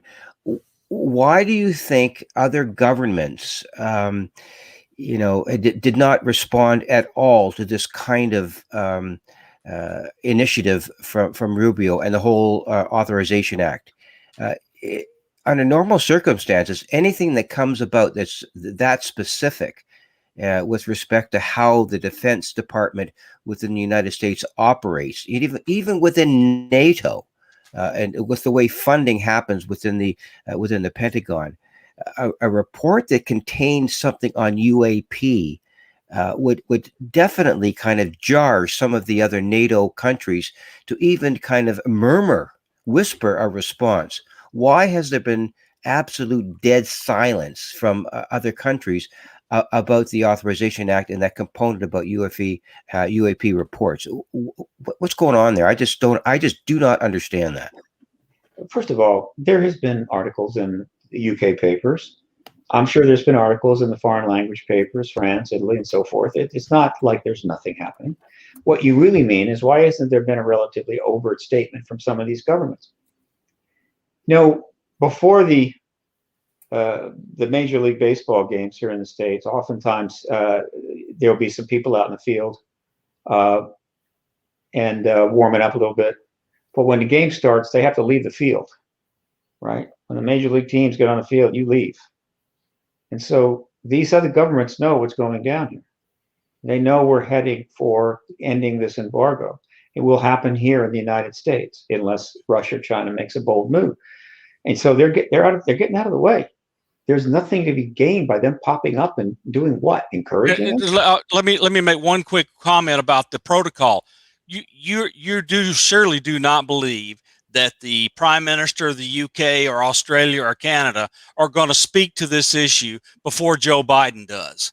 I mean, it's Absolutely just not going to happen. There's nothing to be gained. Nothing. No gain at all. So they're going to wait for the United States to come forward. And Avril Haines and the Deputy Secretary of Defense have now said, and they've followed up, and there's going to be a massive uptick in the amount of stuff that Warner and Rubio get. Rubio is a hero, but I'm going to tell you, Steve knows this already, but let me emphasize it. The Senate Select Committee on Intelligence is the most bipartisan committee in all of Congress. They do not work at cross purposes. They do everything they can to leave politics at the door. And Marco Rubio and Mark Warner are like that together on this issue. So it's going to happen. Steve knows this, but I'm nobody in the English speaking world or in the allies, first and second tier, except possibly Israel, is going to get out in front of us and say anything. Yeah, and the other person has said absolutely nothing, and that's not surprising. Is Joe Biden. Yeah, There's nothing. he doesn't want to get in the way of the Pentagon finally getting this done, providing what is necessary for the Congress. There's nothing to be gained from that, and he's not getting asked, and he's not going to say anything. It's of course exactly appropriate. The people that are going to speak are the members of Congress. It is their time, and it's worth noting. And I don't want to. This needs to be emphasized. And I know they're thinking about it. Matt, you're an American citizen. What are you looking at today? Unless you're not rich, okay? Let's say you're not rich. You're just an American citizen. You pay the bills. You're getting along. But what do you get in every day? The murder rate is high. Murders every day. Cops are being killed. California is burning down. Massive droughts are coming. Fires overseas. COVID everywhere. On and on and on. COVID all day long. Can you think of anything motivating and inspiring that is turning up in the news for at least 2 years? Okay, now you're a member of Congress and you realize you have opportunity to engage probably the most amazing, invigorating, exciting issue of all time. Has a little national security aspect to it, but hey, right? There's a reason that sci-fi movies are the most lucrative in all of film. They make billions of dollars because it's exciting and interesting and it's looking forward. And I assure you, these members of Congress are tired of getting emails and threatening phone calls about how idiots they are, or stupid they are, or how they're killing people with their COVID policy, or why they can't do anything about global warming, and on and on and on. And they have a chance to push all of that aside and be able to address the concept of extraterrestrials and potential disclosure, and maybe even are going into space, really into space, not Branson into space, not Musk into space, but the real deal. And you think they're going to not, oh yeah, what's better than this? And so again, it's all coming together, and there's nothing really stopping it right now except some timing and a terrible, terrible pandemic. But the ETs haven't gone anywhere. And the press is ready to write another 1,000 articles, I can assure you, because they're very aware of how well those articles were received, how many papers they sold. And J.J. Abrams just dropped a multi-million-dollar documentary. And it is terrific. Quite a bit about it. Yeah, it is terrific. It's very good. Not like the piece of crap that's on Netflix. Well, I'll tell you, I binge watched that whole thing, 6 episodes, and there is some good stuff there. The Germans that did it are not Americans, but they're smart, and there's actually a lot of value there, but it's a little rough-edged.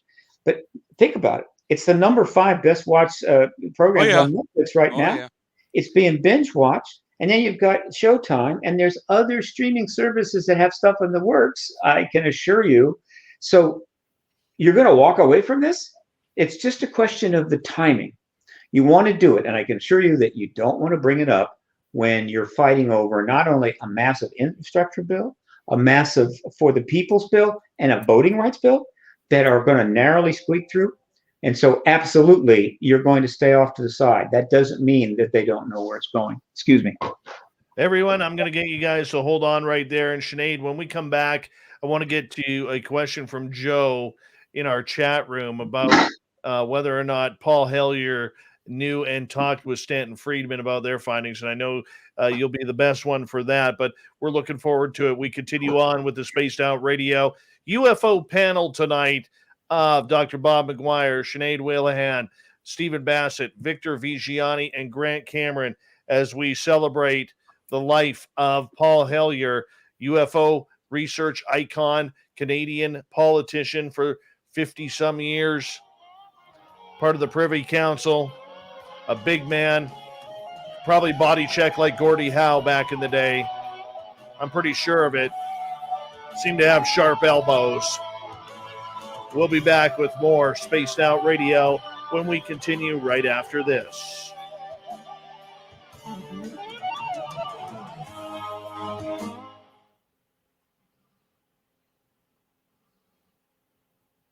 All right, if you guys hear snoring, that's my dog.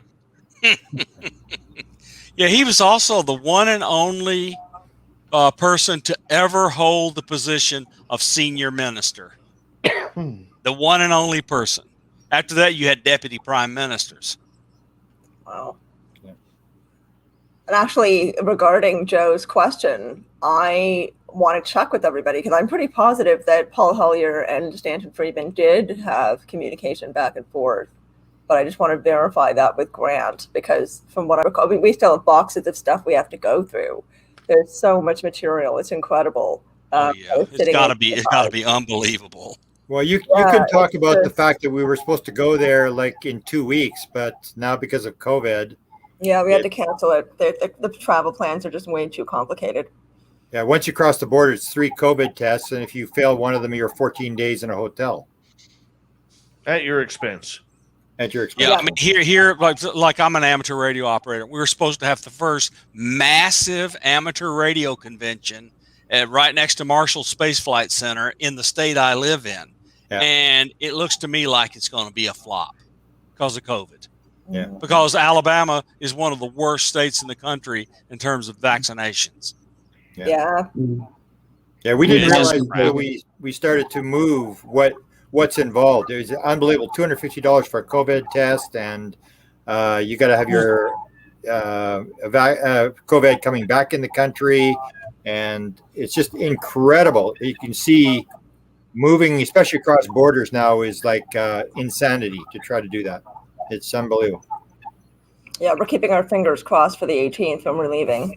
I'm going to keep my everything crossed, actually. Yeah. But whether the Americans will let us in, we're stealing jobs or whatever, and we go through that nonsense. And yeah, there is a kind of massive migration from south to north, if as long as you guys let them. There's a massive migration. Yeah, that's the thing with this subject is that there's so many other things that people are thinking about now that Steve knows this. Steve knows because of his political action. It's just everybody's distracted to hell and back. I mean, right now, kids are going back to school and they're gonna get COVID in droves because they're not vaccinated. Yeah, they need to mask up. They need to get the authorization so that they can move the vaccinations into the kids. But the flip side is what I told you. You remember the early 60s. The Vietnam War was slowly getting underway. And it got worse and worse and worse. And if you weren't part of the sexual revolution or the druggies or something, which I wasn't, I managed to miss all of that. It was awful. Vietnam War. And then the space program got going, and the space program became our outlet. It was like, hey, however awful it was in Vietnam, by God, we're going to go to the moon. And people forget about that. We haven't had anything really like that since. And no disrespect to Elon Musk, but I'm sorry, or Branson and his little trip into upper atmosphere. It's nothing. It's nothing. And so we desperately need this. And so there is a distraction that helps to keep the lid on. On the other hand, there's a desperate need to take the lid off. And if you're seeing it go back and forth. But ultimately, there's only one way, and that's forward now. You cannot go backward from where we are. And that's the most important thing that's happened in the first half. For the first time, the last 2 weeks have now made me as positive that Steve is right as I've ever been. I've always thought he was a really, really positive person about this, and I always see the negatives that are going on and so forth. But I've now given the announcement that the person that heads the UAP task force inside the Pentagon is going to be SAPCO cleared. That is a huge. I mean, Steve is exactly right. The Air Force has surrendered. Well, the DoD is surrendered. The Air Force is still silent. But they've surrendered. When the Air Force steps into something positive on this, that'll be a huge indication. Huge. Sure. Because they don't want to sit it out all the way to the end. The Navy is covered. The Army is really kind of not a player. I don't think most people think about the Army as a big player here. But one second, guys, we got 30 seconds here, so I'm going to cut you off on that. I'm just going to ask to bring the COVID chatter down because we try and stay away from certain topics on this show, that being one of them, no offense. And thank you so much to our super chatters. We got 509er, we got Bob, we got Tim, and we got Mark. And we're going to get going here in about 10 seconds. with this great panel talking about the life of Paul Hellyer. And Joe, we'll get to your question when we come back right now.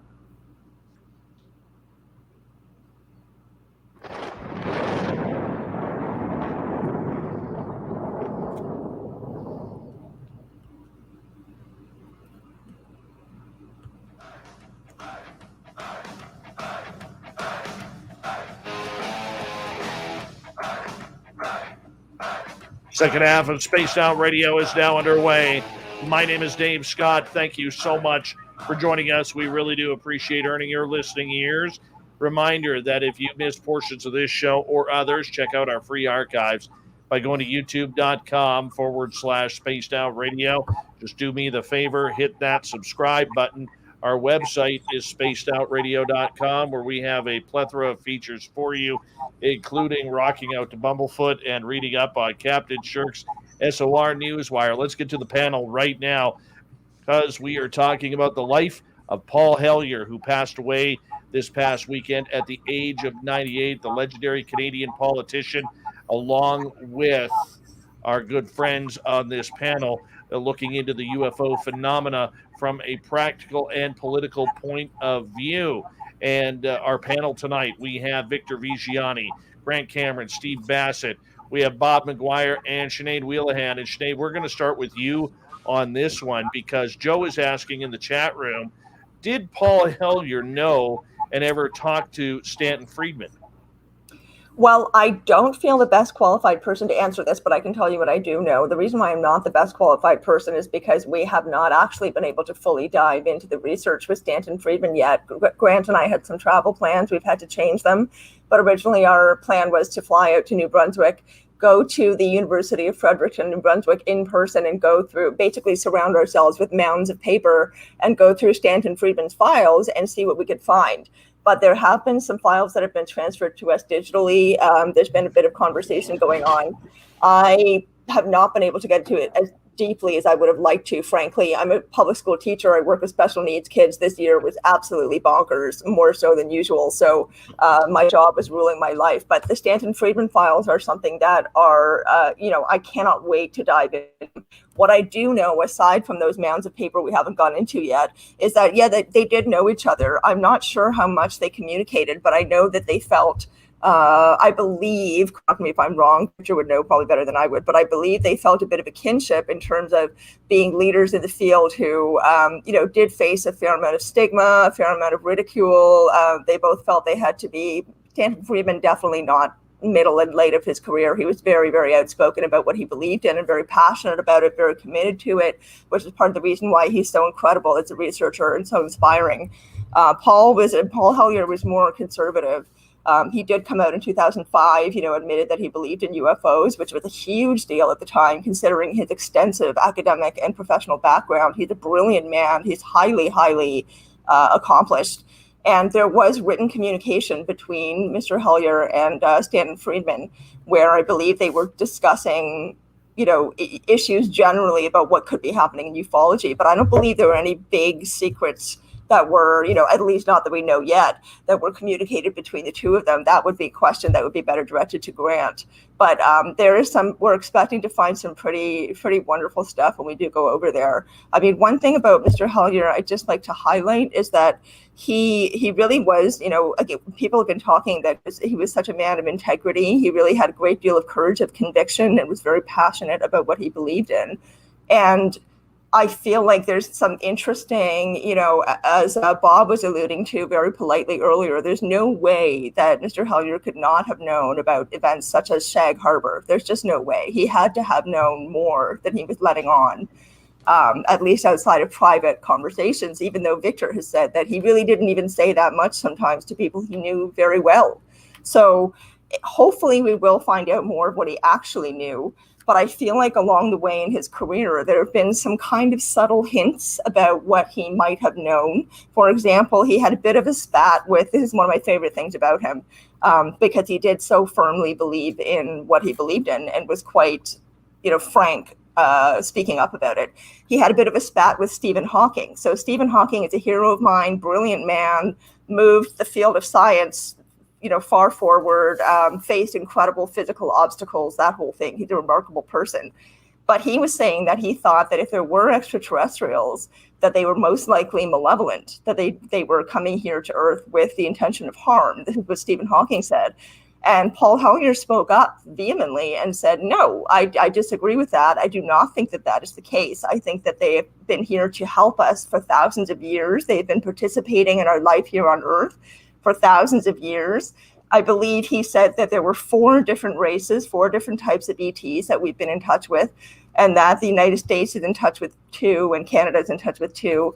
But he really believed that they have been around for a very long time, specifically that they were here to help with our progress and the development of our societies and our cultures, and specifically with regard to technology.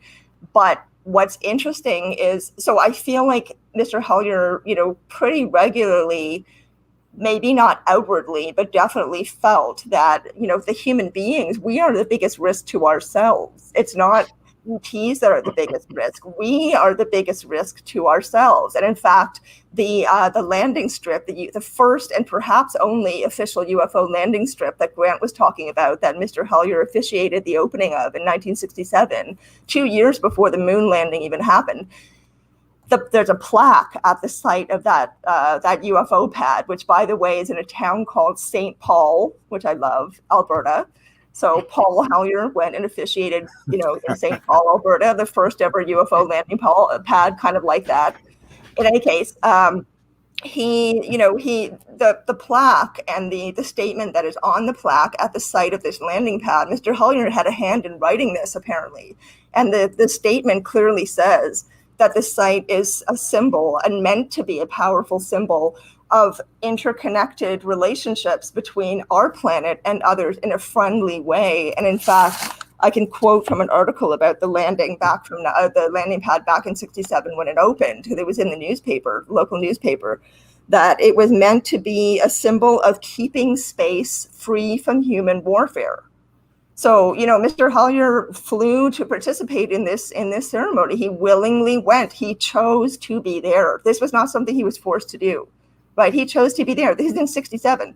So I feel like he's saying the military-industrial complex is the real thing. I do not agree with it. And then along the way through his career, he's been repeatedly reframing the narrative about evil ETs and saying that really it's us that are causing the most damage to ourselves and to our planet. And there is no better example than climate change. And Mr. Hellyer was very, very, very passionate about the planet and protecting it. And in fact, he wrote a book called The Light at the End of the Tunnel, a survival guide for the human race, I think, or the human species. And in that book, he talks about how devastated he was that the Copenhagen conference did not work out, because he had really been hoping that we would be able to move forward in economy without so much dependence on oil, right? Again, Edgar Mitchell said that Mr. Hellyer's really top 2 priorities were exopolitics and sustainability, and that had to do with environment, not money, right? So he wrote another book where the title gives it all away. I'm going to stop after this, by the way. I'm just really fired up because I think he's a really remarkable man. He's an incredible, he was an incredible man. And he needs to be recognized and celebrated for what he has done, because he may not have been, one of the most famous. He was Canadian. Americans always do it bigger than us, right? So the leaders over in the States get the most attention. Mm-hmm. But Mr. Hellyer was a really, really important man, not just in Canadian ufology, but ufology in general. He was one of the first people who was in a high-ranking military position to own up to having had a UFO experience himself, not to mention believing in them and feeling like it was a relevant topic that needed to be explored, right? So he's talking about the silliness of our banking system. He's talking about how these things really need to be reframed to benefit us and benefit our planet, so that we are able to have progressive relationships with interspecies, other species. So there was a title of a book that he wrote that was called Liberation, the Economics of Hope. And I just love that. I feel like that says so much about Mr. Hellyer himself. He saw the inner workings of government and all of the nuts and bolts and the cranking wheels and, all the kind of the mechanics of it all, that it can be a bit limiting, right? He saw all of that and the secrecy and the stigma and experienced the whole thing, but still had such an attitude of hope, and that human beings could really do better. That we had the power and the ability to do better, and all we had to do was choose that. So I find him an incredibly inspiring figure and somebody who is just really representative of courage, of forward thinking, of, cooperation in many, many forms beyond our planet.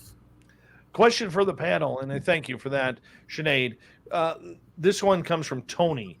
He is asking, was Paul Hellyer ever approached by the To the Stars Academy? These guys would know better than me, for sure. Not that I'm aware of. No, not that I'm aware of. Yeah. Was he ever approached by anybody, Victor or Grant, in the Canadian government about speaking towards what he knew about the extraterrestrial phenomena? One way or another, in favor or against, or what? What do you? Well, I mean, be quiet about it, or did any party or any politicians pull him to the side and said, "Hey, I want to know what you know"? I know that there was a politician, and Grant could help me on this too, from Quebec, Denis Cordera. He was a member of Parliament at one time, and now I think he is the mayor of Montreal, or he was a former mayor of Montreal.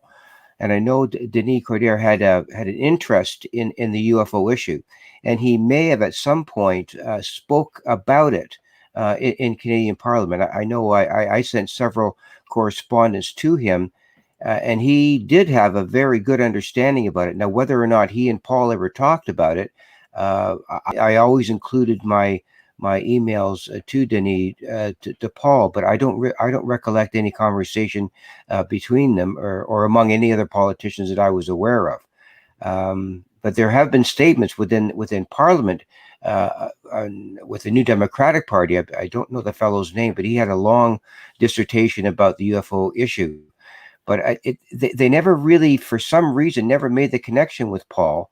Maybe because they felt that Paul had gone too far. I'm not quite sure why Paul never got into the narrative about it with members of Parliament. They just never made the connection, and I'm not exactly sure why. Maybe just one of those keep away issues that parliamentarians don't want to associate themselves with someone who's so in-depthly involved in the issue, which is very strange to me. But I want to go back to what we just said earlier with respect to Sinead's comments. And Paul had a way of raising the level of conversation about every single issue that he approached. He didn't look at it from an ordinary perspective. He had an intense intellect to see through issues, not around them or against issues. He saw through the issues, and he was able to raise the narrative. Now, if you really think about it, no other politician, back in 2005 or even earlier, had the gumption to come forward and raise the level of conversation the way Paul had done in his own unique way. That just didn't happen. The only other politician that I'm aware of was Lord Hill Norton, a British Minister of Defense, who did a similar kind of thing, but didn't have the same profile that Paul managed to put forward. But Paul had a way of raising the level of conversation. I think that's the key issue about what Sinead is talking about. He was responsible internationally for raising this issue, and that's one of the things that his legacy will hold true to for a long, long time. And I'm just glad that that we've all been part of witnessing that with respect to what Paul did for this whole issue. All right. Solar Warden is asking, Mr. Cameron, that would be you, Grant, do you know what Mr. Hellyer's opinion was on ufology and its potential relationship to consciousness? Well, Paul was a very religious man. He understood the consciousness aspect to it. I don't know if I ever discussed with him. One of the things I think I can point out that people don't really realize, I don't think UFOs was Paul's big issue. Paul's big issue was the banking thing. He actually went on a tour across Canada, which I think he basically paid for. He was furious about the banking and how banking works and what a scam it is, and the people that control the world are controlling the money in the banks and stuff like that. So I think we should point out Paul was a very, very religious man.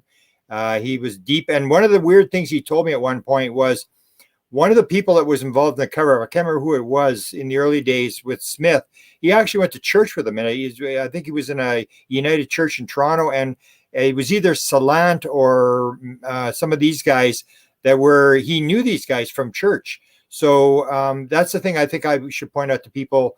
Paul was very, very, very religious. He saw everything in that terms, and the consciousness thing. I think we had one discussion about consciousness. He knew that had a connection to it, but he was very much into the conspiratorial. He really figured that there was people out there who are manipulating the system and were playing around with stuff. I remember I told the story my father had told, and it sometimes goes down as a UFO crash that occurred in the middle of Canada.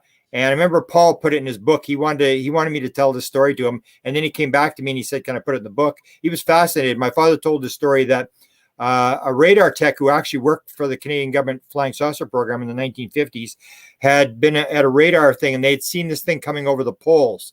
And they didn't really know what it was. I'm pretty sure it was a U-2. This is 1959. It was coming over the poles. It was coming down, down, down. And I know my father was with the Department of Transport, and the accident investigation people were in the same office as him. And the accident investigation guy went up. My father told me the stories numerous times. The guy went up there to investigate because it's a crash on Canadian territory.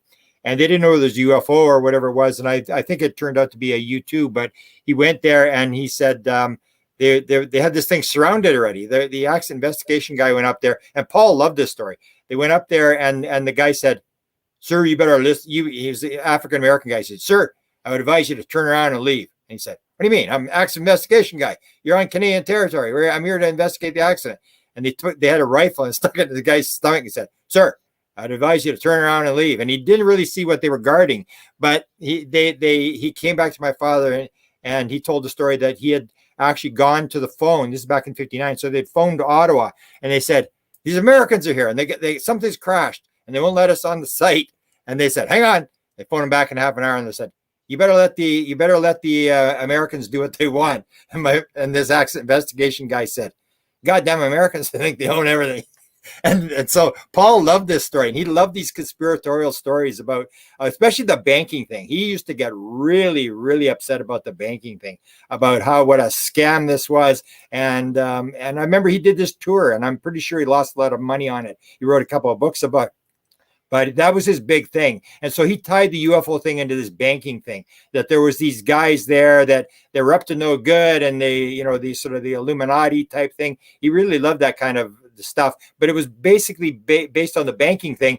And he was some sort of expert on banking. He was not a stupid guy. He was in the government. And one last comment on the files. One of the weird things about the Stanton Friedman files is that I think one of the problems we have in ufology is that a lot of people are just in it for entertainment. Because I've offered everybody, I can, with a click of a mouse, I can give anybody access to the Stanton Friedman files. Everything that we got, 6,000 pages the first round. We're going back for a second round. And there's stuff like a piece of the Roswell crash. There's this Cuban fighter jet that gets taken out of the sky. Stanton gets involved with this, with Navy intelligence. And there's FOIAs. There's a really big story. I knew he'd been involved in this in 1967. I put it out. I'd give people access to the files.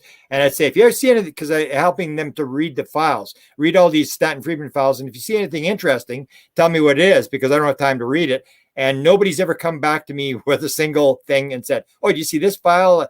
And so that's what I think. It's a lot of work to do the files, to go in there and see, like Hellyer's files. I mean, we're trying to do Stanton Friedman's files. I can absolutely guarantee you nobody except maybe Victor will look a little bit into Paul Hellyer's files. This is a long, involved process. You have to sit in a library or an archives for weeks and go through this stuff and scan it or film it or whatever. It's a long process, and I'd be very surprised if we ever find anything in Hellyer's files. We've done it with the Friedman files, and it has gone nowhere. Nobody really cares. Nobody could care less. You put a really interesting document up, and people go, "Oh, it's pretty cool," and then they're off to the next story the next day. A lot of ufology is people just interested in what's the next story. They're not really interested in putting the pieces together. They're just interested in, tell me a good story. And you know how people go through Facebook. They're flip. They're flipping through Facebook, through the stories, and nobody's really paying attention. They're just getting entertained by what's going on. And that may be one of our problems. Got a question here from Joe, who is asking, does anybody know what Paul's UFO experience was? Victor, go ahead. Yeah, very briefly. Paul had, and I don't quote me on the year, but it was a gathering at his lodge up north in northern Ontario in Lake Muskoka called Arundel Lodge, and Paul and his family have had that lodge in the family for decades. And one night, once again, don't quote me on the year, but they were sitting around on the dock, and it was very clear. It was a very, very clear night. And I think there were 3 or 4 people sitting on the dock with Paul and his deceased wife, and they were just, watching the clarity of the sky. And they saw a UFO. They saw a craft of or something that was definitely behaving in a way that no airplane would, or rather any other kind of vehicle would behave. So Paul did have his own UFO experience, and I think he describes them in one of his books. I think it's the very first book that comes to mind is Light at the End of the Tunnel, that was talked about earlier. I think he described it there. So yes, he did have a UFO experience, and that one alone, as far as I know. We've got 2.5 minutes before we got to go to break at the top of the hour with our panel here tonight, paying tribute to the legendary Paul Hellyer, who passed away this past weekend at the age of 98. Bob McGwier, I want to bring you in here quickly as we got 2 minutes left. When you look at the legacy of Paul Hellyer, what do you see? So to me, he was kind of the first kind of really major politician in the North American continent that had credibility in terms of defense and kind of intelligence, that spoke up in favor of taking on the UFO issue. He was the first kind of major one who just really got out there and wouldn't let go of it. He was dogged. And like Victor says, he and Sinead have said, when he got onto something, he stuck with it. And that was clear to me. I think that was his legacy. And it looks to me like probably Marco Rubio is going to be the one that kind of hangs on to it doggedly here in the United States. And I hope it has as much impact as Hellyer has had on others, thinking that, okay, here's somebody who's really serious. He's a credible person, has a long, long history, and he ain't letting go. Steve Bassett, we got about a minute for you. I want to get your opinion on this before we turn it into hour 3. His one of the things about Paul's track is that he lives alone. The older and older he got, the further and further in the past was his legacy, his gravitas, right? And that diminished his impact. I mean, if he had made statements like he made back when he was the Minister of Defense, I assure you there would have been some fur flying in both U.S. and Canada. But I think it's okay. He's an intellectual who put ideas that may yet come back into play. We're going through a anti-intellectual period, anti-science period, but it doesn't mean that. But his books will still be there, and he'll be reviewed by people as they try to plan the future and decide what they're going to do in governance. So he kind of, the last part of his life, there wasn't much of a place for Paul in that sense. We used to have Paul Hellyers in our Senate years ago, and they're kind of gone now. They're just not there. But we had men like that. Statesmen, they wrote important books and what have you. We don't have that now. So Steve, I'm going to get you to hold on right there because we are going to go to break here at the top of the hour. Stephen Bassett, Victor Viggiani, Dr. Bob McGwier, Grant Cameron, Sinead Whelehan. We got it for another 30 minutes here on Spaced Out Radio as we pay tribute to the late Paul Hellyer.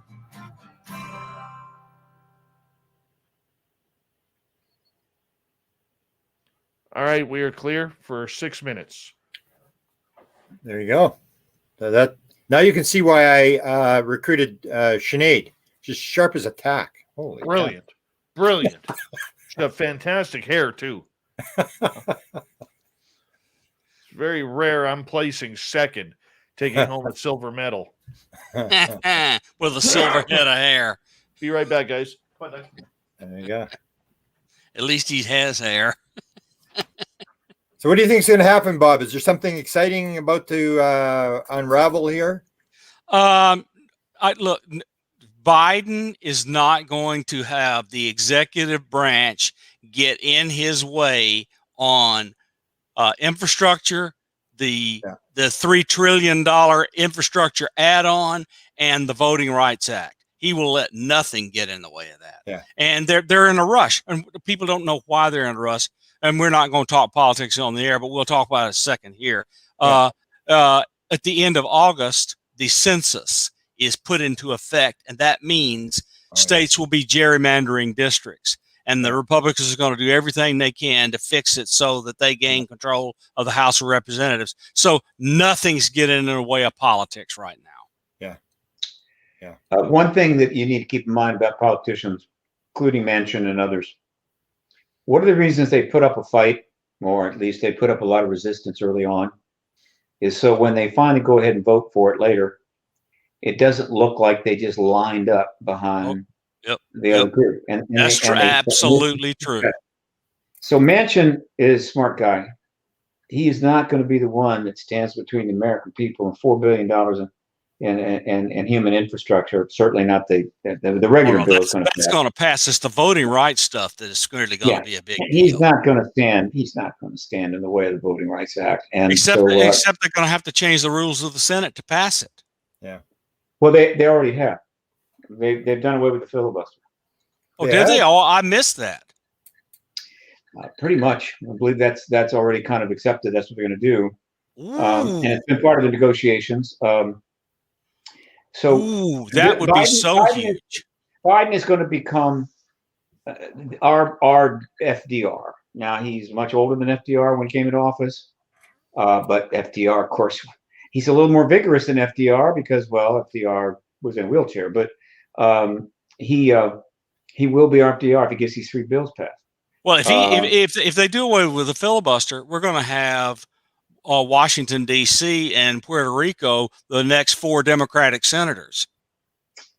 That is possible. It may be that the deal was struck that, okay, well, do away with the filibuster. We won't put up a fight, but don't go for statehood for either of those 2. That may be a deal. That may be if we just get Voting Rights Act where they can't gerrymander districts, I'll be a happy camper. However, if they do away the filibuster and the Democrats do maybe improve their position in the House and Senate in 2022, Puerto Rico and D.C. are coming in. Just start planning how to design the flag. and it'll be majority rule for the first time in 20 years. Yeah. Look, all I can say is things can only get better. It can't possibly get worse. Yeah, it's really bad now. I mean, really bad. Look. Look. Let me be positive rather than negative. Let me be positive. 10 Republicans, including McConnell, voted for the bipartisan infrastructure bill. That is a major achievement. Right. Yeah. Yeah, but one of the reasons for that is that they can count. Yeah. Right? Oh, yeah. 85% of the American people were for it. Yeah, but I'm talking about counting indictments. All these people keep track of the taxes. The tax cuts are going to Congress. There's indictments here. There's indictments there. There's all kinds. And McConnell's looking at it and going, okay, I think it's time for me to kind of get off the boat I've been on and move into another boat. He's not a stupid man. So all of this is connected. But right now, you're seeing the breakaway from the previous regime, and it's going to continue.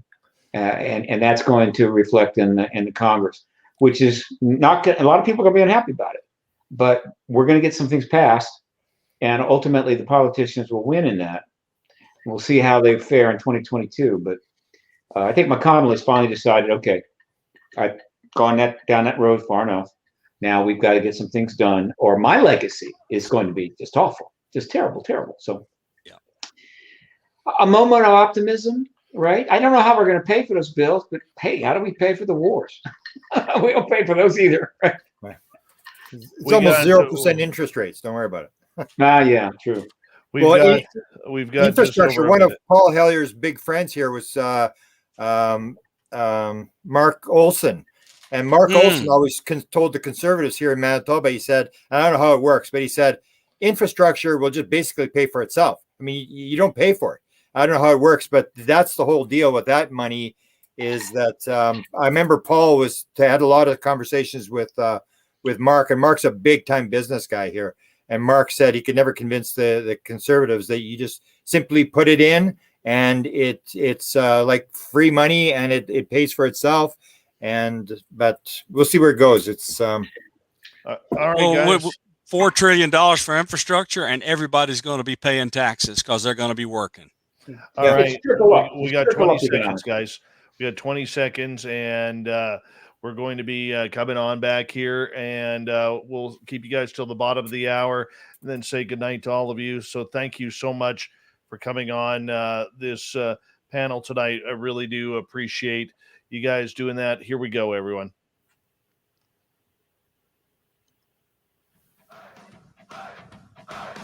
Would you like to connect with us? Head to spacedoutradio.com for all your latest show info.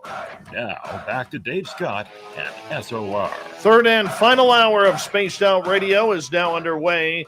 My name is Dave Scott. Thank you so much for taking the time to join us.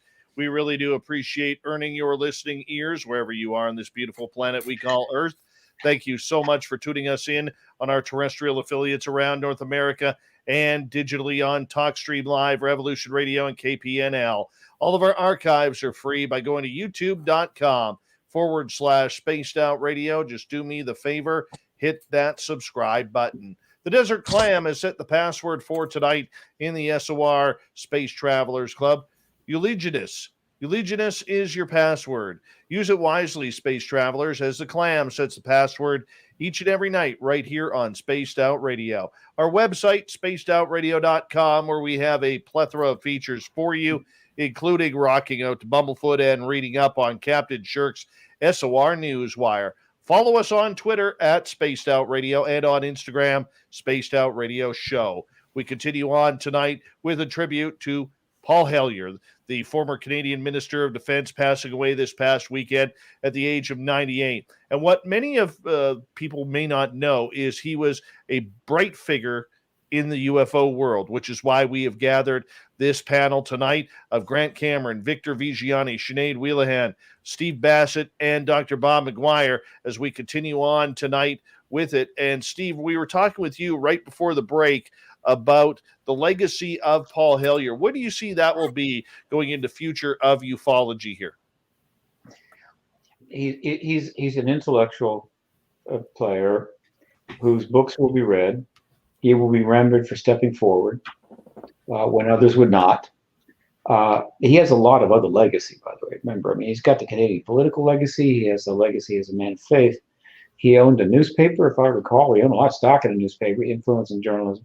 He has a huge legacy, not just ours. And if he could have lived a little longer and been on the stage when Disclosure came, I think that would have been very interesting. I'd like to have seen that. But it's a nice legacy. And I sometimes just want too much. Life is what it is, and you have to go with the flow. By the way, before I forget, Victor, we haven't mentioned Paul's wife. This woman has now been widowed twice. Do you know how she is doing and how much support she has around her? Well, there's absolutely no doubt, Steve, that Sandra has. Every time I call the house, let's put it this way, Sandra is always the first one to answer the phone. And she's an extremely strong woman. And Paul always mentions the fact that just before he came forward in 2005, his first wife passed away. And he remarried, and Sandra became his wife. And when he when he decided to come forward in 2005 at the University of Toronto, he I'm not sure if he used the word promised. I don't think that was the word, but he said that this was just going to be a one-off thing. He was just going to go to the University of Toronto. Give them, yeah, exactly. Give them their 40 minutes, and that would be it. And he said that to Sandra, and Sandra bought that. Unfortunately, Paul had other plans. It became, as you said, Steve, a legacy. But all through it, she stood by him through all of his speeches. I took him to several conferences because he wasn't one to drive a whole lot. So myself and another good friend, Chris Rushak, would drive him to different conferences throughout the province here in Ontario. We went on the Modern Knowledge tour, one that you were on, Steve, and she stood by him all along all of that. And whenever any issues came up, it was just something that she just more or less accepted, along with what Grant mentioned regarding the banking issues, the economic issues that Paul was involved in. She stood by him. Now, from all of the communications that I've had with Paul's niece, Wanda, she sent several communications to all of us as to what happened after Paul hurt himself. It was very clear that Paul has a very, very tightly knit family who are constantly around him during this very, very difficult time. And Sandra has done well through it all because she's had the support of this family, and she will be okay. She's a very, very intelligent individual, very strong, very bold, and so much like Paul in a lot of ways. So she helped guide him through all of this, and I know she has the support of her family, and so she's going to be doing well. After all, I know there's a whole grieving process that will have to happen, but Sandra will make out quite well with respect to what happens next, and she has to make some key decisions as to how she handles, I guess, his estate and perhaps all the files that he's had sort of sequestered throughout the years. So yeah, she'll be okay. She'll be okay. Are you going to go to the funeral? Yeah, or is it taking place already? Well, no, we haven't heard back yet. Wanted to send out the email this morning with a little caveat at the very end that the funeral plans would be announced soon. So that, typically within the Christian rite, anyways, it usually happens, within 3 days. But I haven't heard yet when the funeral will be happening. Will he be lying in state? No, I don't think so. No, I don't. That's a question for Victor. Victor, let me ask you a question. Yeah. One of the things I think when you're talking legacy with Paul Hellyer that I think people misunderstand, he had not been in politics for many, many years. I mean, his big days were way back, and he'd been retired for a number of years. Yeah, and as right. Steve had said, if he had said this stuff he said now in 67, it would have been a different story. But most people in Canada wouldn't even know who Paul Hellyer was. I know we were looking tonight on CBC News to see whether there was an announcement because they have that political show that's about dinner time. And there was no mention of it. We were wanting to see if he had been mentioned, but it's been many years since Paul had tried to start his own party. So he wasn't for a lot, even after he was in the Liberal Party, but then he went and started his own party, right, which sort of outed him as an outsider. And that was many years. So I think a lot of Canadians would not know. The old timers like you and I would know who Paul Hellyer was. Exactly. Yeah. It's an interesting point that you and Steve raised, because what really puzzled me, and I'll be waiting very, very circumspectly about this, because Paul was such an important person in Canadian politics in the past, being a deputy prime minister and minister of defense. Generally speaking, when someone of notoriety passes away, the Canadian government makes some sort of statement about it. It's just protocol. But so far, there has been no word about that from any of the Department of Defense or from Ottawa or from the Prime Minister at all, because he did serve under Pierre Trudeau and also, his son now, is the prime minister. So there should be some sort of acknowledgement, at least at a minimal level, of the passing of a former minister of defense. It may not include any reference to his UFO activity. It may not. And but still, the Canadian government has to recognize a man of this stature. And that's one of the reasons why I sent out emails today to every single media outlet here in Canada, the CBC, CTV, Global, the Toronto Star, the Globe and Mail, all of the major media outlets. I sent a press release to them. And I know the people did receive it and will kind of read it. Whether they react to it or not is another question. If they don't, I'm going to be seriously getting on the backs of some of these people, these journalists, who have to come forward and at least acknowledge this man's contribution to the Canadian society. Good for you. Very, very true. Quick question here from Joe. Do any of you know whether or not Paul's 3 children will carry on the UFO legacy? I can comment on that. I don't know for sure, but I don't know if any of them have really taken on this issue with the seriousness that Paul will. And if they did, they would have to have the same sort of passion that Paul had. And from my understanding, none of his children have that passion. That's just my sort of observation. He had never spoken about it. He'd never spoken about, well, once I leave the planet, that my children one of my children may carry this on.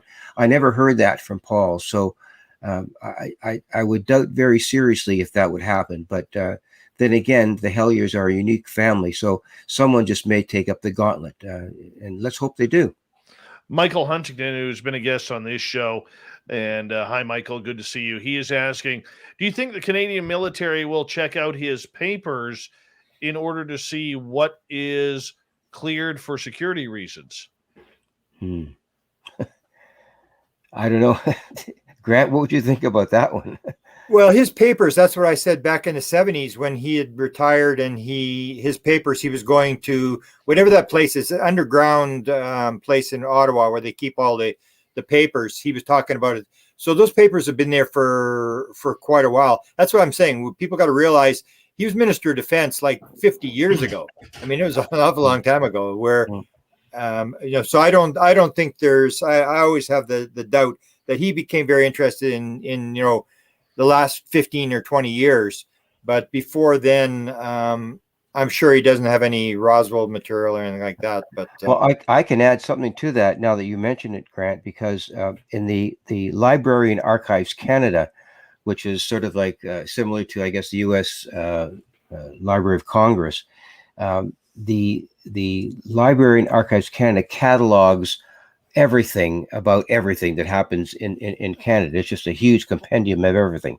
And if you go to Library and Archives Canada and you search out UFOs, you have several departments, the Canadian Department of Transport, the RCMP, the National Council on something, and also the RCMP that I did mention. In any case, if you go there are 9,500 UFO files. And those UFO files I quote unquote discovered back in 2010.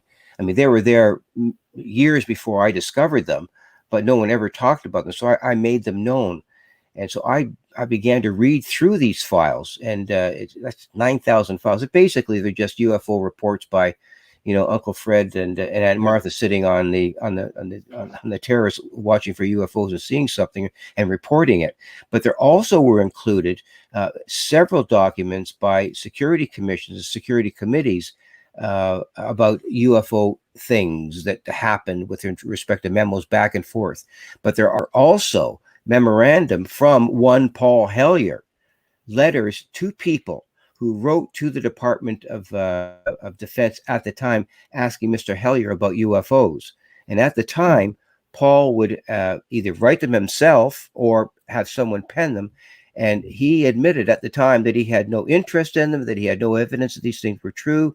And those letters are all available online for people to read. So it kind of indicates at a political level, anyways, Paul did not give UFOs any kind of credence at all. So that's an interesting perspective about how he perceived the issue back then. And that's at a political level. On a personal level, what he knew then is anybody's guess. There may be a chance that he puts the files, say, at the University of Toronto or York or something like that, because I know that Salant's files are there. I'm going to be in Toronto in a couple of weeks, and I'm going to go look at those files. So if you can maybe help the family, that you can do those. So put them in archives of the university where I can get Sinead to go and work, 48 hours a week and find everything there. Yeah, well, Grant is always giving me homework. Sorry, guys, always. I have to get a gold star sticker once a week, or I don't get my lunch money. It's that kind of thing. Yeah. It's good that you mentioned that, both of you, because once the dust settles and the grieving process comes to some sort of closure, if you want to call it that, I'm not sure how I'll handle it, but I think I'm going to have to approach the family or at least speak with Sandra or Paul's niece Wanda and broach the question. Okay, Paul has had this legacy. He's got a lot because of files in his computer that are there, both paper and digitally. And what's going to happen? What's the plan for that? Or do you have a plan for that? And if you don't have a plan, I can help you with it. And there are other people who can help you, either dispose or do something with those files that will be in an archived manner so that everyone will have access to them, or at least we can place them someplace, as you mentioned, Grant, so that people will have access to them. I think the university would love those files. Yeah. Yeah. So we'll see. Go ahead, Victor. Sorry. No, we'll just see what happens. That's all I'm going to say, really. I want to get your opinion, panel, on one more thing here. And this is something that I asked Paul back in my last email with him. I asked him some pretty blatant questions that he answered. And I'm pretty happy that he did. But this is in regards to Canada's role in ufology. He believed, as he told me, my question was, as far as you know, are there any hidden groups or agenda within the Canadian government, whether it's CSIS or something more secret, that are keeping tabs on Canada's role in the UFO department? And this is what he answered. He goes, I am told that there is a group that occupies one floor of the National Research Council building. A former Mountie confirmed in writing that the RCMP were involved and inadvertently told him that Canada had been in touch with 2 alien species on the assumption that he was in the loop, but they went mum as soon as they realized that he wasn't. Has anybody ever heard of whether or not, or confirmed that Canada does have a secret group working on the UFO files? I can make a quick comment on that's what I mentioned at the very beginning. This 1954, he had said that the source that was the top expert in the Defense Department that was advising him when he gave that 67 speech was a guy who was with the Royal Canadian Mounted Police. And that's where I said I couldn't believe that he couldn't remember this guy's name. So that makes sense. And the contact the alien would have been Afa and Tyla, would have been the 2 aliens that the Canadians were in contact with in the 1950s. Wilbur Smith had radio contact, and this was all went right up, according to Wilbur Smith, went right up to the Prime Minister of Canada. Very interesting. Very interesting. And Dave, would you mind if I put a question to the group? Actually, would that be all right? Go right ahead. Whenever you're ready. Okay. I just wanted to ask everyone. So, we were talking earlier about Mr. Hellyer's feelings about the banking system, and also that he was trying to encourage government to move away from dependency on oil as a form of economy. And, we know that, or I know, Victor knows, Grant knows. I mean, I'm assuming this was an open thing, that he believed that there were 2 secret bases in Nevada and Arizona where ET technology had been utilized in terms of reverse engineering, and it was going to be turned into something else, that those 2, that the US government already had its hands on free energy, and that was, currently in existence. I don't know when he said this, but he said it with confidence. and very firmly believed that there was a shadow government that was, watching over this process, and that it was happening at these two specific locations. So I see a connection between the oil industry, and I mean, of course, there's a connection between the oil industry and the banking system, right? They are like this. Mm-hmm. So then here we have this free energy topic, which Mr. Hellyer was openly speaking about, writing about, and using as an example of why our systems need to be changed, right? And why they're not benefiting us. That there are things that are being kept from us that don't need to be kept from us, that this is unfair. And his focus was free energy. So that ties into so many things that were a big priority for him. And I'm curious what everyone here knows about Mr. Hellyer's understanding, not his understanding of free energy. He was an engineer, he was a pilot, but what did he say about it that you know of, and what would he want to have seen happen with that? Does anybody know more about that topic? Well, I sort of, he wrote about it, I believe it was in Light at the End of the Tunnel, or the next book. I know that he and I spoke often, and even during some of the interviews that I conducted with Paul on the Richard Serrett show, he and I interviewed Paul at least twice. And I know one time we actually did a pre-recording at the studios where Richard Serrett does his program. And Paul was intensely committed to and convinced, and even I don't know, perplexed by the whole idea of the free energy concept, or the 0 point energy. And he realized that this form of energy, this anti-gravitic technology, or whatever it happened to be, and he did have a degree in aeronautical engineering. He had a sense of what the quantum physics behind it all really meant. Now, he was not a physicist by any measure, but he did resolve in his own mind the connection between these technologies and the end of fossil fuels and the end of sort of the economic system as it stands right now. He saw those three things as three pillars of this whole issue, in addition to contact with extraterrestrials. That was sort of like the other pillar.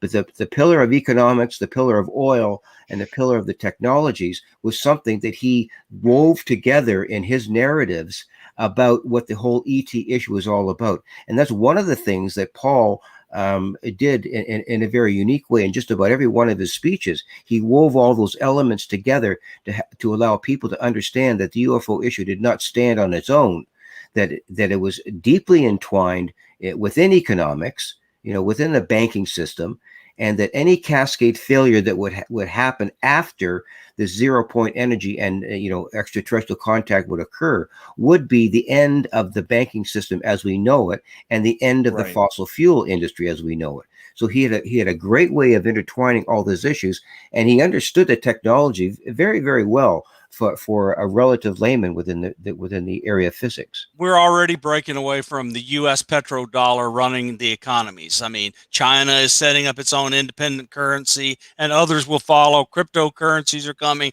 The upheaval is already here, and I think it'll be more helpful if all of this renewable energy, et cetera, that's going on eases us into the 0 point energy. And I think that may be some of the motivation for wanting to release some of this 0 point energy stuff, because they know it's coming anyway. Yeah.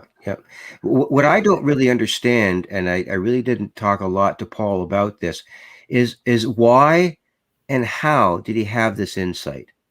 Is this just something that occurred to him, or was it something that was, did he receive a download of some kind that these realizations were coming to him in some way? And Victor, I'm going to tell you, I don't know his mind, but I am a scientist and I do know some physics. So when you see these things flying around and you see they don't have an obvious means of propulsion, they have to have an energy source, and that implies something like 0 point energy. And on that note, I got to cut you all off. Victor Viggiani, sorry for your loss of your good friend. Thank you. On Paul Hellyer, Grant Cameron, Sinead Whelehan, Stephen Bassett from the Paradigm Research Group, and Science Bob McGwier.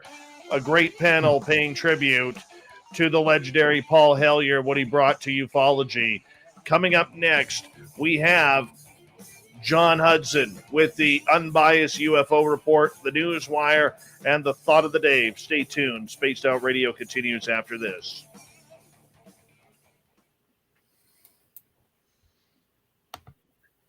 Thank you, guys. Oh, that was fun. That's nice. Thank you. That was good. Nice class. Excellent. Do that. Excellent. Yep. Yep. Excellent. Sorry, Thanks so much, Victor. Sorry for your loss, Victor. Well, thank you very much. Yeah, lost a good friend. Yeah. Yeah. Let's stay in touch. Steve, it's good to see you again. Yes, indeed. Look, Victor, I hope you're able to go to the funeral. I really do. I hope you Yeah. missed it. Yeah, I hope the family has it in a way, despite some of the restrictions here in the province with respect to this COVID situation. There are restrictions for funerals, but we'll see what transpires. Thank you. All right. And on Later. behalf of our audience, guys, I appreciate all of you coming together on short notice for this. I think that once again, all of you being here really sums up the man that Paul Hellyer was for the field of ufology, and it's quite incredible to gather all of you together. Thank you so much on behalf of all of our listeners. And good Thank night. you, Dave. You're welcome. Bob, See we'll you talk guys. to you in the morning. Yep. Sinead, I sent you a message if you don't mind. Sure. Right now? Yeah, it's on Facebook. On your Alrighty, I Facebook will message. check. I will check. Thank you so much, right. Victor. Sinead, are you in Toronto? Yes, I am. Whereabouts do you live? We have met, my friend. We Yeah, have yeah. met But 2 where? or 3 times, but I Yeah. look totally different with glasses on. I'm in Midtown, Okay. so like Okay. the Davisville area. Where are you again? You're Danforth?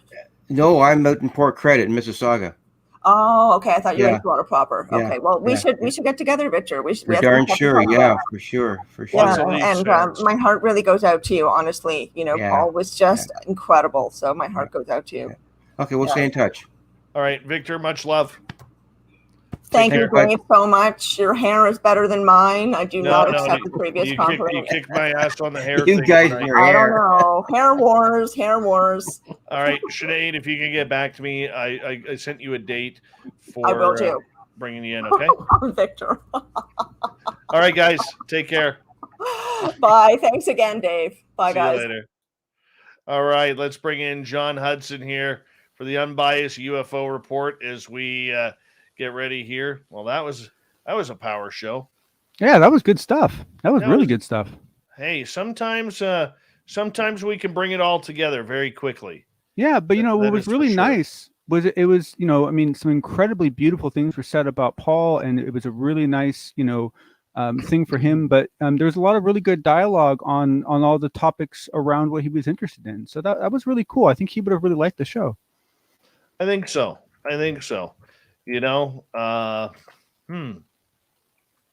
Felt kind of weird about that today. I really did. Yeah. Mr. Duff, how are you? Well, the other thing I find kind of funny is that, as I've said before, I think what a lot of people get from researching all this is a different perspective on death. But I still don't see that necessarily reflected when we actually lose somebody, which I think is kind of interesting. I think it shows that most people aren't really internalizing it. No, I agree with you. I agree with you. And 1 second here.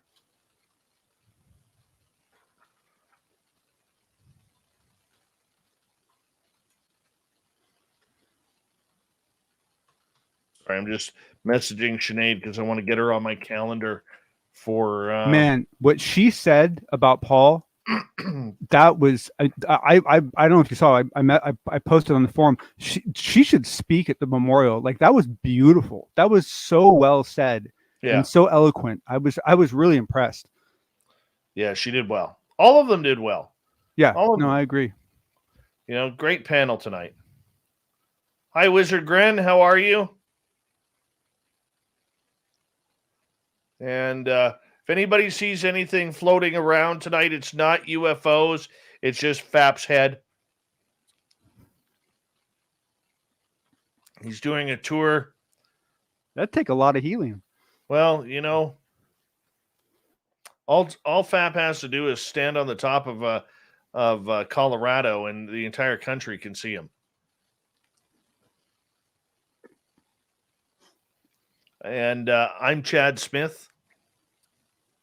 Thank you. All right, we got. Where did that come from? Oh, yes, good idea. So one day in the UFO Garage chat room, Chad was in there, and sometimes I go in chat rooms. I kind of lurk, and all of a sudden I'll just start like I am, and I just said I'm Chad Smith, right? And then I said I think Bim Jim was in there too, and I said I'm Bim Jim, and there was a couple others. I said that, and that's how it started. So Chad came in.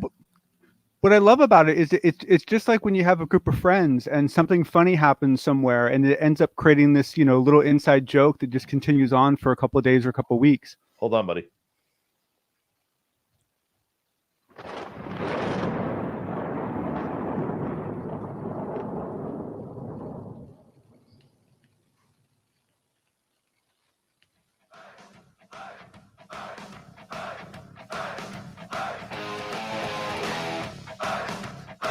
We rounded third. We're heading for home tonight on Spaced Out Radio.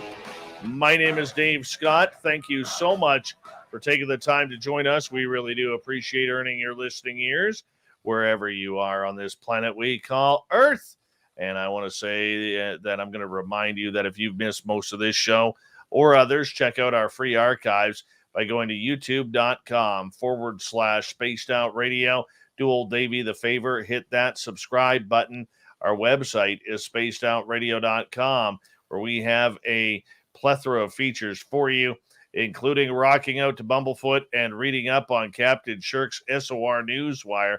Follow us on Twitter at Spaced Out Radio and on Instagram at Spaced Out Radio Show. Hey, let's get right to it. The unbiased UFO report.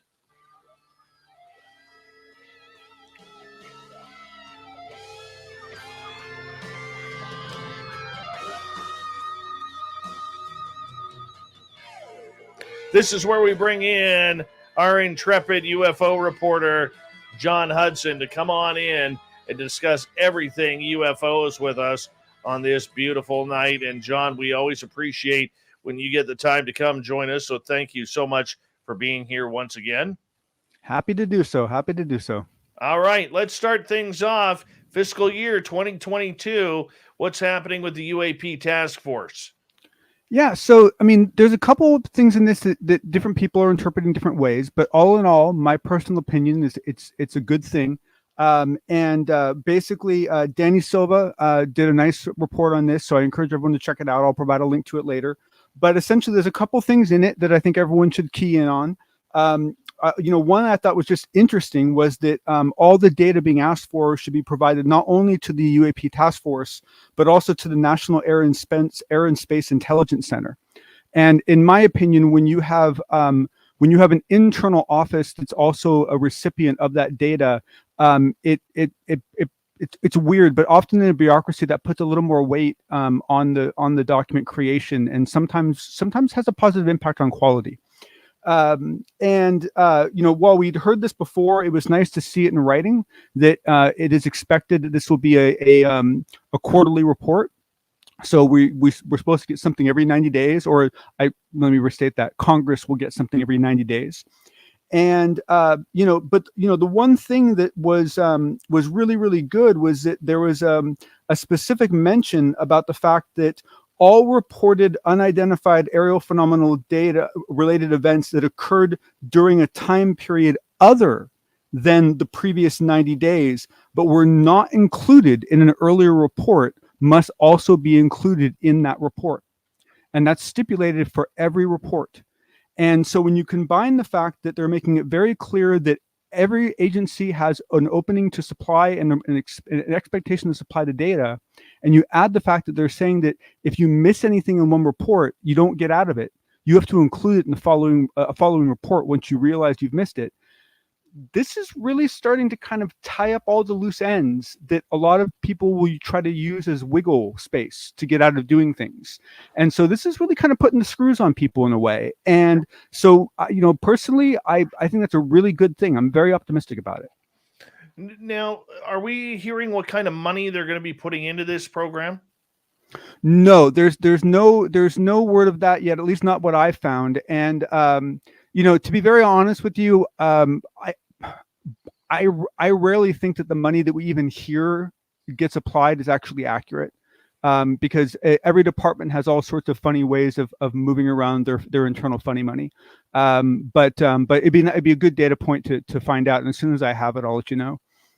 All right. I think that's important because, I mean, with the UAPTF, we still don't know how serious we're going to be able to take this group. You know, I guess with them getting more budgeting money for the next quarter or the next fiscal year, this really shows that there might be something to a continuance of UAP studies within the American government. I wholehearther agree, and keep in mind too that they only need a really large budget if they're going to endeavor into a lot of after discovery research. If the point of that office is to collect and process records from other offices, their budget really doesn't have to be so huge for them to be effective. The bigger deal is what Bob reported in the previous panel, and that is that he's heard that the top person in the office is now going to be cleared up to the SAP level. And that to me, that's a much bigger deal than any budget number. Yeah, Bob's saying in the chat room, it will be a part of the authorized budget answer to the NDAA. It's awesome. Which we'll see what happens from there. All right, let's move on to section number 2 tonight. Dr. David Clark's report on Calvine UFO. What happened here? So this is fun. This is, I mean, keep in mind that a lot of this is just hypothesis at this point, but it's kind of a neat way that things are tying in because, you know, if you remember before, we talked about what Danny Sheehan had reported about this Mach 12 plane that had, 120 nukes. Yes. And, there were some weird details in Danny's reporting, specifically about how it reached that speed. And 120 nukes is kind of it's a big number, and it's kind of an odd thing to just kind of pop out of nowhere. And I've also been kind of wondering, like, how could Danny get briefed on anything? I mean, anything Danny would be briefed on isn't really that secure, and so it'd have to be something fairly old. So then, basically, David Clark comes out with this report he's been working on what is seemingly a totally different issue, and that is him showing possible evidence that the Calvine UFO was actually not really a UFO, that it was quite possibly a black US program that is commonly known as Aurora. And it turns out that the document that showed up a couple months ago that I think really kind of nailed this down pretty well, it turns out that it was actually David that got it released. So he's really been the forward push behind all this. But what was super interesting about David's report is that in it he included a picture that was done by a defense magazine in 1990 of a theoretical example of what Aurora might look like. And in that drawing, they oddly included 121, so not 120, but 121 ports to release nuclear weapons from. And they even included, and I'll post all this later, they even included a cool little drawing of the very simple spring-based release system that would be used for each little warhead. And so the fact that this defense magazine said 121 back in 1990, you have David Sheehan being told what he was told, which could be a ship that's that old, because we're talking about something from the late 80s. And now I think we almost have a possible situation here where not only is David showing that the Calvine UFO might have been this Aurora or at least a US black program, but we might even have a tie-in to say that it's also the same vehicle that Danny Sheehan was briefed on. And so once again, this is all hypothesis at this point, although I have to say I think David puts down a pretty good set of evidence to show that Calvine was not a UFO. But the last quick point I want to make is that the whole reason why people didn't hear about Aurora in Britain was because of something that was applied called a D notice, which is basically saying, hey, this is a U.S. defense project, don't talk about it. Well, this poster was the one that Nick Pope had on his wall that mysteriously disappeared. The fact that no one told him why it was removed, the fact that he didn't know that it wasn't a UFO, also in a weird way shows that Mr. Pope was not as far up the totem pole as someone would like to believe, because he obviously didn't have enough clearance to know that picture he had up in his office that he claimed was a good evidence of a UFO was actually Aurora. That is very interesting. And, there's been a lot of speculation by many people in the UFO community over the years on how deep Nick Pope actually went inside the Ministry of Defense with the United Kingdom when he worked allegedly on the UFO program. Now, I have been on record. I have no problem saying this. We've never interviewed Nick Pope on this show, and we have tried to get him. But on the flip side, I think a lot of what he says as a so-called expert in this field, and I'm paraphrasing here myself, is very much nonchalant in his words, because the information that he has is already what's been repeated by everybody else. He hasn't really given us anything new in a long, long time. That doesn't take away from his intelligence or anything like that. But I mean, when you're an insider, you got to bring some, juice to the table. People are thirsty. Yes. We need that juice. Yes. And we're not getting it. We're not and getting the it. Sorry, I was going to say the last point that I think is also nice about this is that, we all always assume that all these sightings are UFOs, and we all know in the back of our heads that some of them aren't going to be. Some of them are going to be US programs.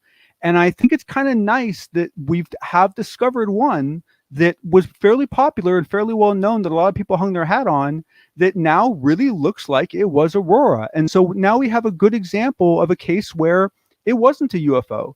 And the world's not going to end. It'll be okay, and life goes on. But there were definitely some interesting things learned from David's reporting.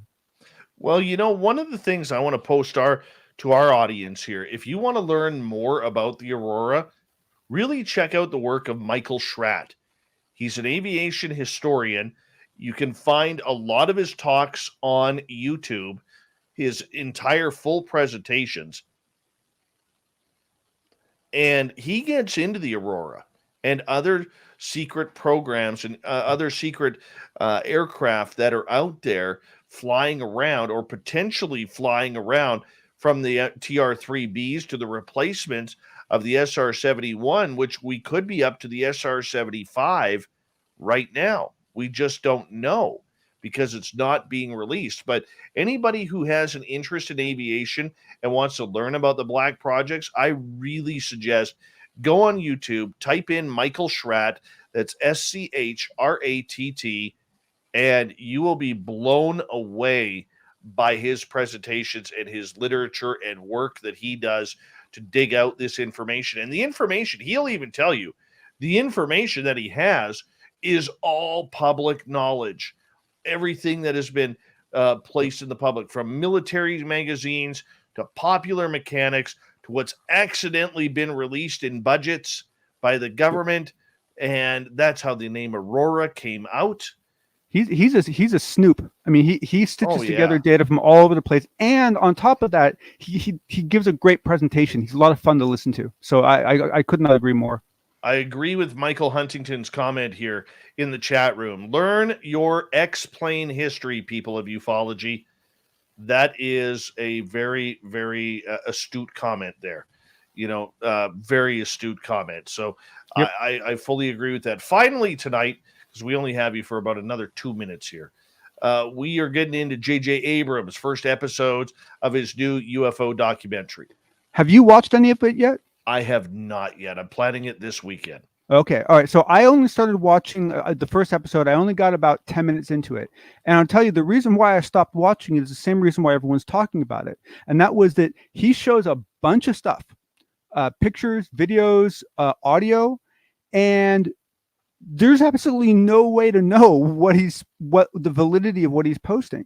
Some of the stuff he shows is stuff that some people feel has been already debunked. Other people disagree. Some of the stuff he shows no one's seen before, and we don't have any kind of trail of authority. So, chain of authority, we have no idea where it came from. And so for me, and I'm taking it from the comments I'm seeing on Twitter and the fact that, some shows were all about this today, are taking away from our enjoyment of the show, because we're all sitting there wondering, like, well, wait a second, I've never heard that audio before. Where'd that come from? And so it's unfortunately putting some interesting pressure on the film, because we don't know how to process the images that are being shown. Very true.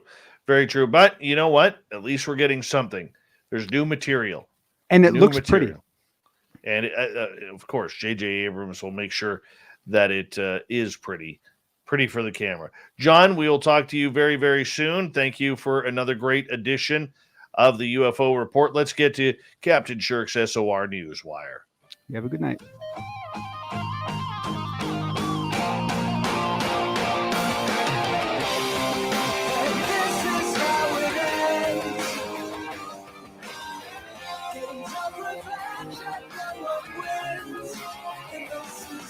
The news is always changing, which is why we bring you the SOR Newswire at the back end of every show, where we get to the weird, the strange, the wacky, and sometimes the ufological.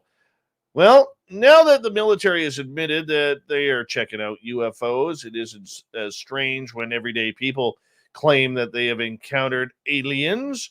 However, this one Arizona woman on TikTok, which we told you about last week, is still debating her video. Is it a satellite? Is it the top of some sort of metal canister? Allie Murray still believes it may be aliens, but she's put out a part 2 of the video. People had guessed what the item was, whether it was the top of a water tower or 2 satellite dishes put together. In a third video now, Allie goes on to ask if anyone can figure out what a mysterious hole on one side of the object could be, and points a stick to it. Well, TikTok goes running a-blazing because this has been seen forever. One commentator wrote, "Did y'all not see the eyeball in the water open and close?" Someone responded, "If that is, I seen that. It was open for a while, and after she pointed the stick at it, whatever it was," another person wrote, "It blinked." Yeah, well, we're all going to have to check out the video. You only have to go on TikTok and check it on out for Allie Murray's video. It's very popular right now. Fancy a good conspiracy theory? Of course we do. This is what we do on a nightly basis, right? Well, apparently aliens are hiding in secret underwater bases. Brian Daniel is no stranger to the odd bonkers theory, and in one of his latest videos, he has explained why he believes there is a major government conspiracy afoot. In another TikTok account, why is everybody going to TikTok now?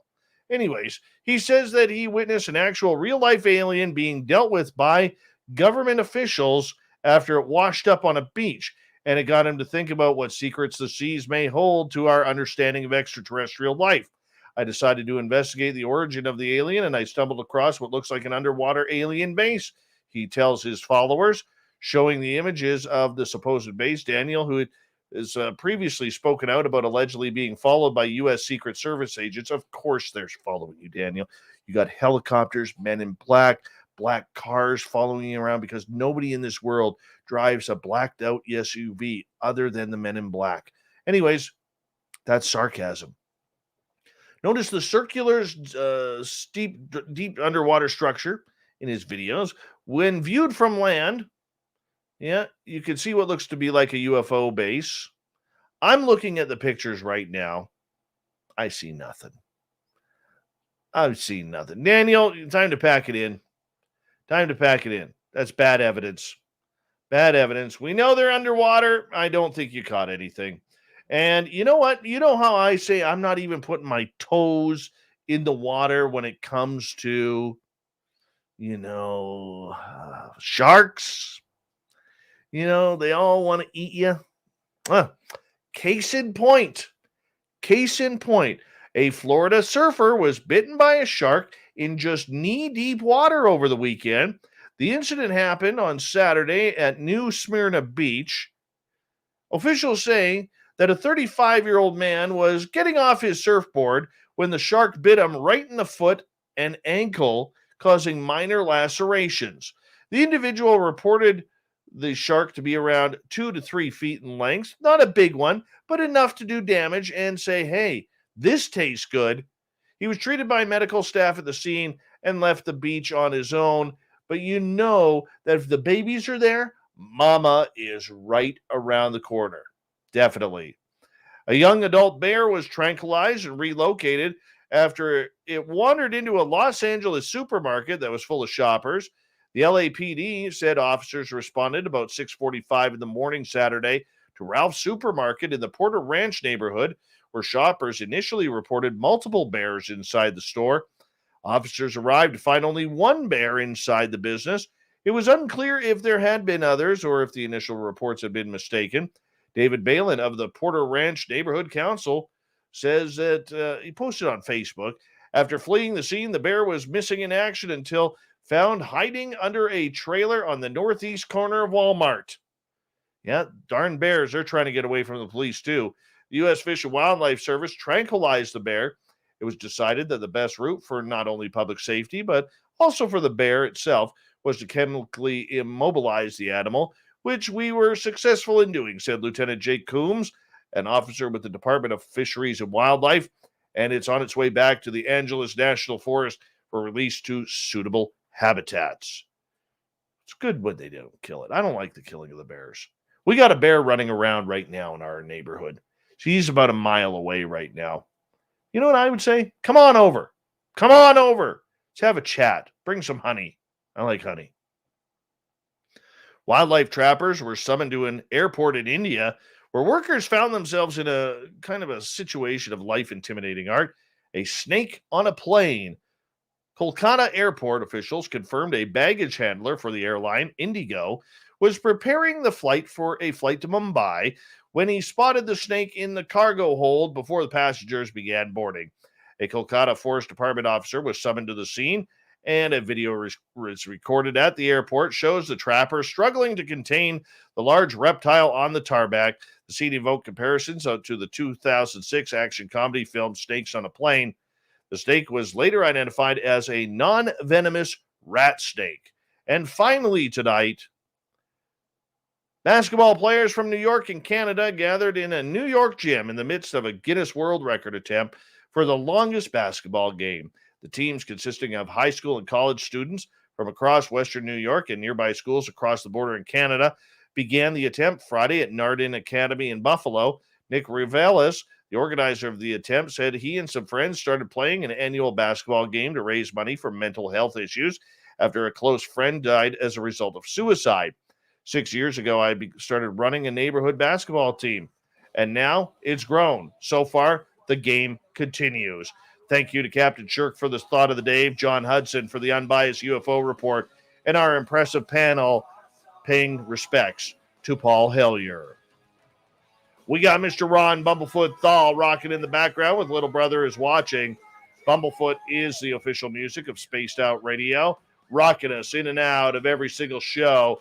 Get your horns up for the guitar god himself. Special thanks to everybody listening in at home, at work, in your cars, wherever you may be. Thank you to everyone in our chat rooms tonight on YouTube, LGAB, Twitch, Revolution Radio, Spreaker, Facebook, and on Twitter at hashtag Spaced Out Radio.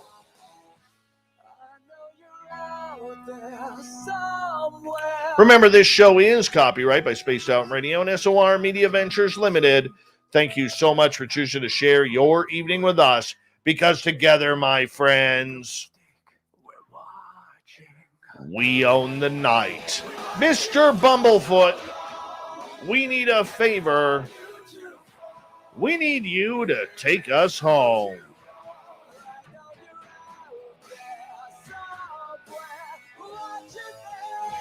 Yes, the Woo train has docked for the night. But soon, my friends, we shall ride again. Your seats are always available. Your tickets never expire. And if you want to bring a friend, name him Chad Smith, and they can come too. Good night.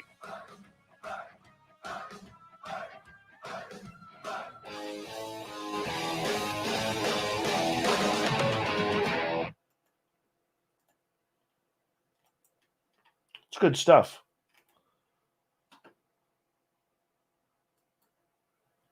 It's good stuff right there.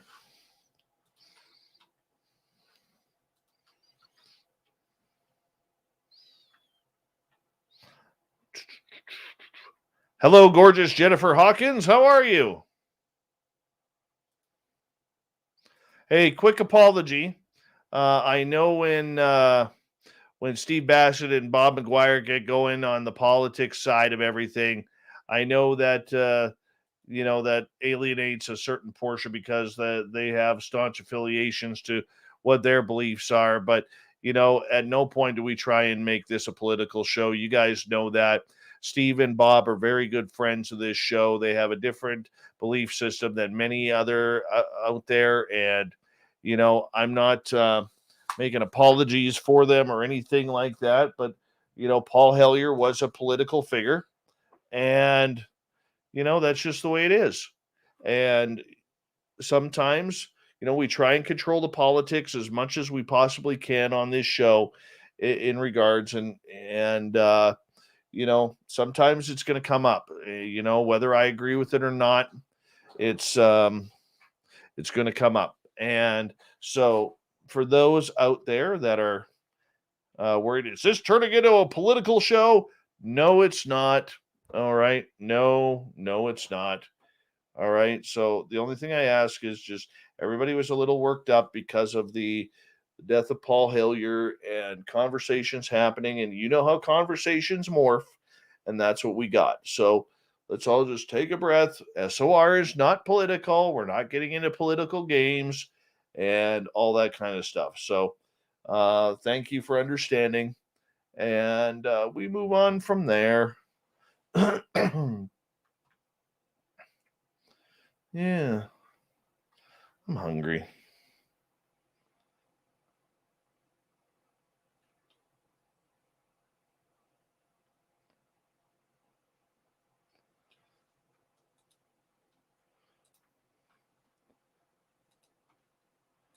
Hold on here. Oh, frig.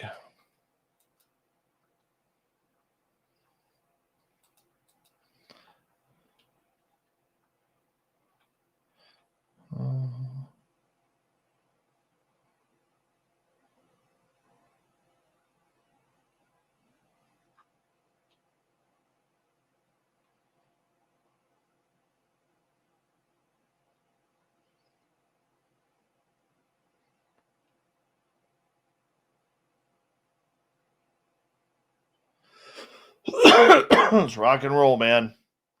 It's rock and roll. Rock and roll.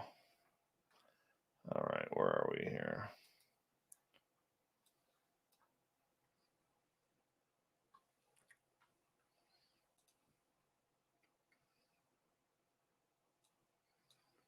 Get rid of that.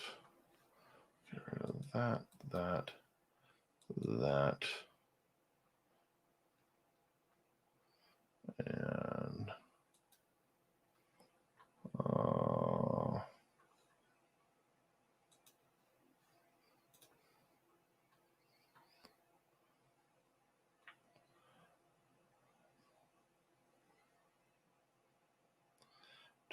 And yes, Doug is still here. I'll show you guys Doug again. Hold on. Doug Stevenson. You alive down there? There he is. There's Doug. Hey, Doug. Having fun? Because of him, I got a vacuum in here because it's bringing in dog hair. So, pardon me. That's okay, though. He's a good guy. He's a good guy. All right, let's edit this shit out here. And let's go like this. Put Paul's picture there. Clear that in here. And let's go here. Oh, for God's sakes. Come on. There's one. There's two.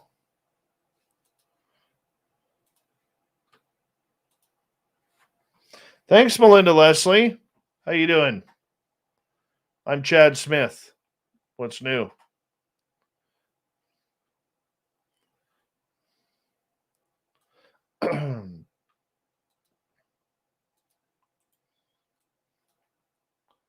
Why aren't my comments posting? I see your comments, Bombshell Bomber. How could I read that?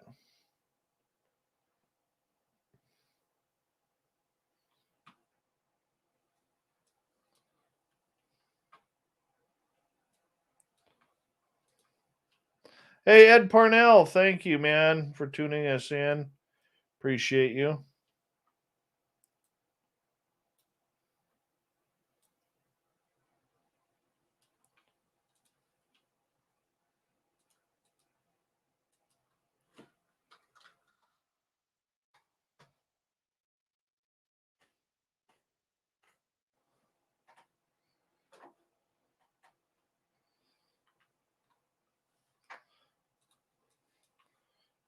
You got any UFOs tonight, Melinda?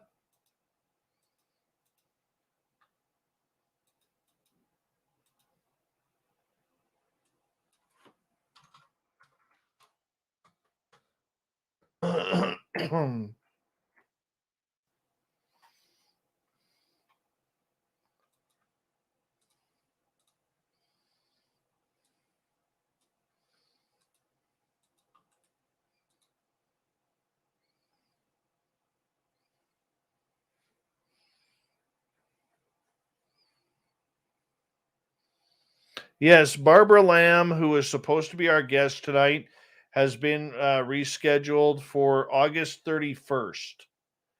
Thank you, Apollo, for bringing that up. I talked to Barbara today. She was very cool with it. She loved Paul Hellyer and wanted us to do the tribute, and she was very gracious in giving up her time slot. So that way we could do this show tonight, and she will be back on August 30th or 31st, pardon me. Let me just make sure of that. Sorry, the 31st. It's a Tuesday night, the 31st. So that's what we will be working on that night, and Barbara will be with us.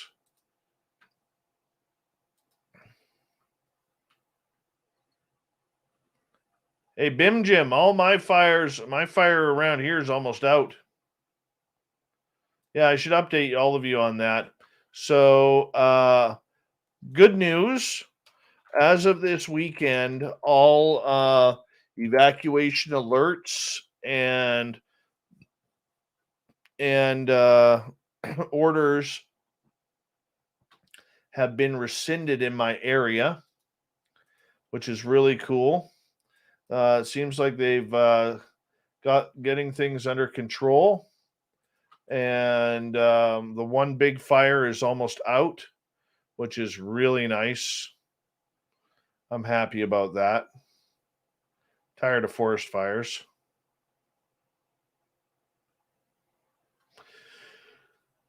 Excuse me. And is there music there?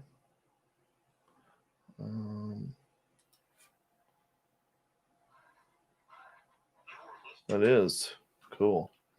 And so I'm pretty excited about that.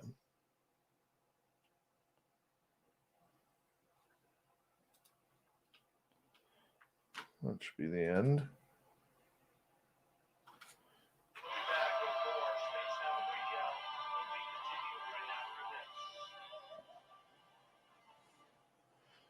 Good night, Melinda Leslie. Mr. Duff, are you talking Paul Hellyer?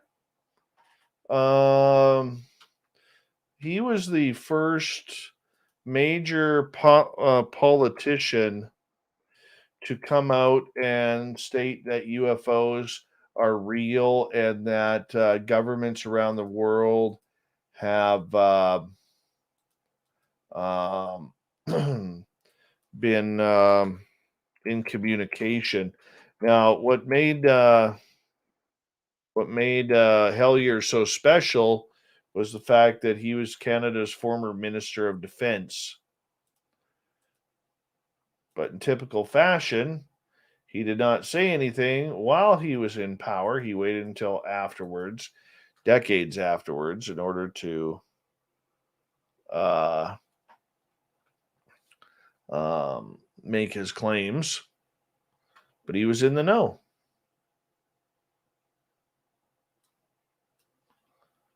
You know, and really up until Marco Rubio and Mark Warner recently, we haven't really had a lot of politicians jumping on board for this topic.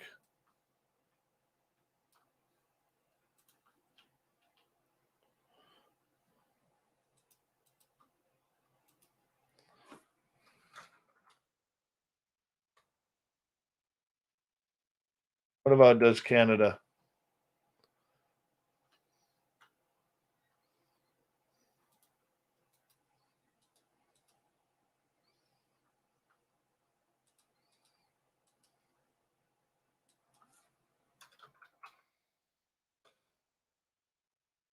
The power of Grayskull.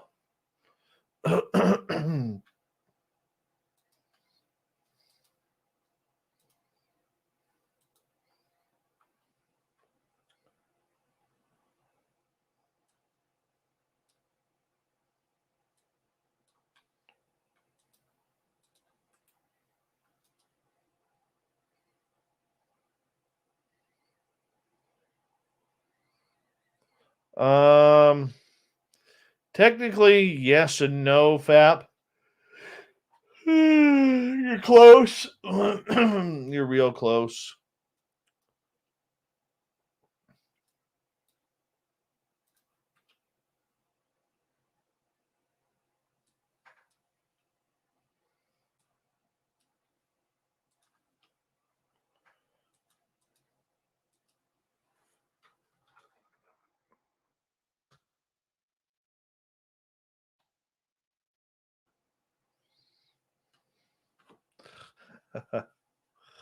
Love you, Melinda.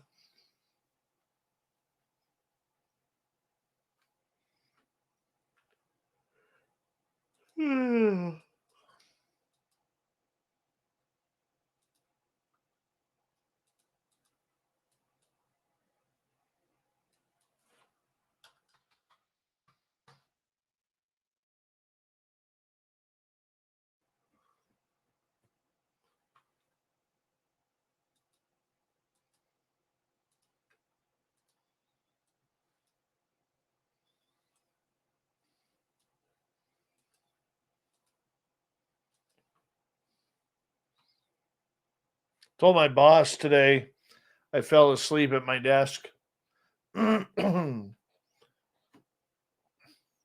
He was wandering around. I kind of said, "Hey, boss, guess what?" And he goes, "What?" I said, "I fell asleep at my desk." He goes, "Really?" I'm like, "Yeah." And he goes, "That's okay. I nearly fell asleep at my desk too." Tell you how exciting my day was today.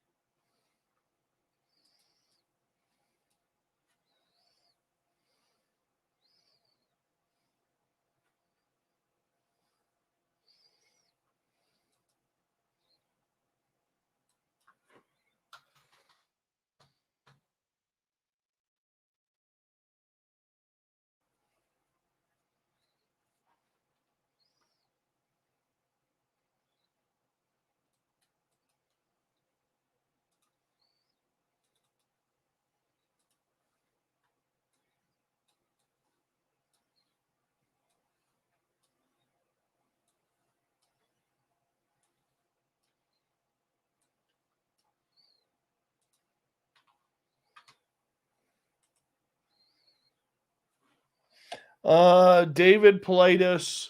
Actually, that's a good question. We haven't had David Politis on in a long time. I have submitted some messages to him. David really enjoyed our show when he was on. And back, I think we haven't had him on since like 2019. But he hasn't done many interviews since his son Ben passed away, and I haven't really been pushing it. Nate Rudd, who's a good friend of this show, actually talked to David Paulides a week and a half ago, and they were talking about SOR because Nate's a very good friend of this show, and David was very much about wanting to come back on. So we'll reach out to him probably later in the year. It's still pretty fresh on him. He's still hurting over his son passing away. So, Bomber or anybody, if you have good guest suggestions, send them here. Don't send them to me on MeWe or anything like that. The chances of me ever being on MeWe are slim. It's not that I don't like the site. I just never, ever get the, I have too much going on for another social media site. Send all your guest requests to bookings@spacedoutradio.com. Send a quick email. There you go. bookings@spacedoutradio.com. And we'll be able to, I do have it downloaded on my app, on my cell. I do.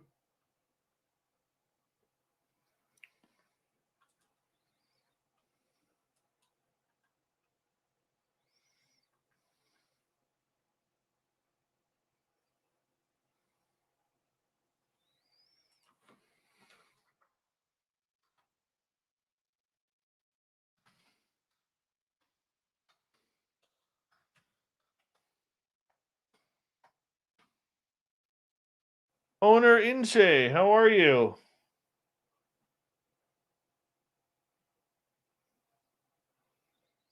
Yeah, just send all your booking requests that you want us to try and get on the show to bookings@spacedoutradio.com, and we'll try and get them on. All right. And go from there.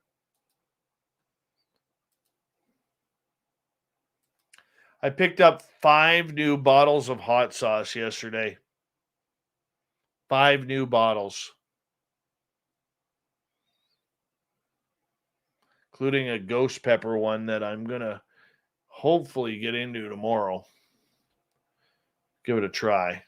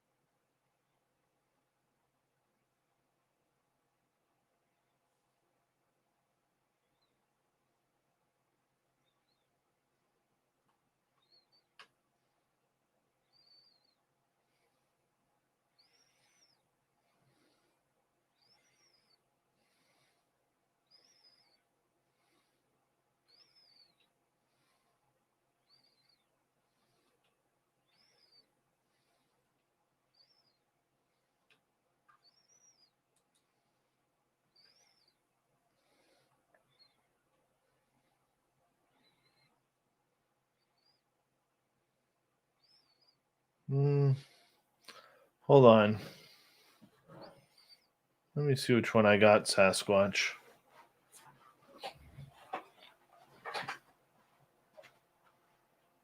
But I had some Dave's Insanity in here.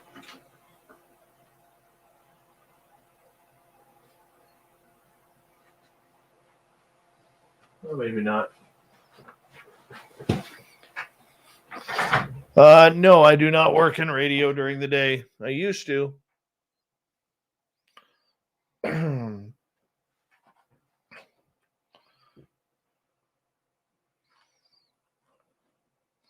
Why are we here, Bim Jim? Why are we here? It's an important question, buddy.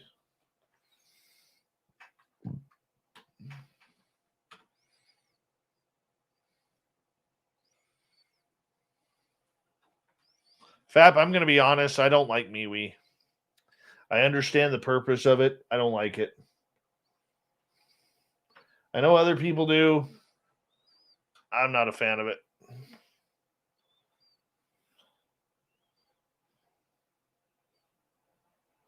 Do I miss it? I love radio. Radio is a drug. Radio is really, really cool. It's frustrating. It's kind of cool now because I'm doing my own thing, and before I had to play under station rules and guidelines. I still do to a point, but I call my own shots on my own show. If I get fired by a station, they just take me off the air. I still keep going. Like when one of our affiliates sold, the new owners didn't want us on there. So, I mean, it was like, okay, not a big deal. Burnt myself yesterday on my finger, and I'm trying to. Let me see that. See right there, right? I burned myself on my finger. So I got like the water blister thing happening.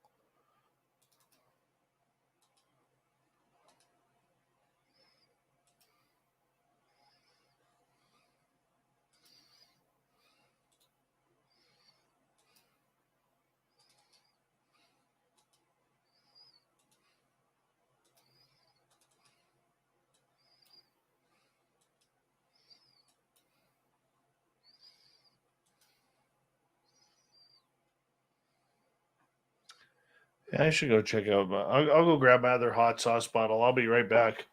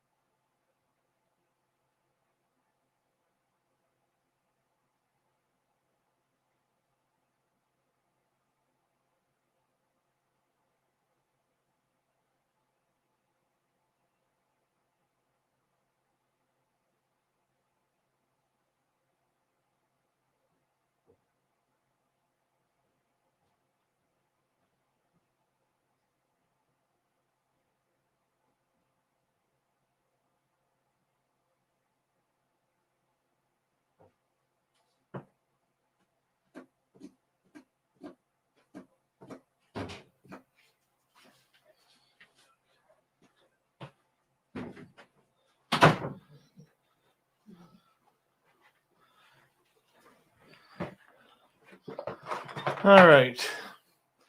While we're waiting for this, give me 2 seconds here. Doug, lay down.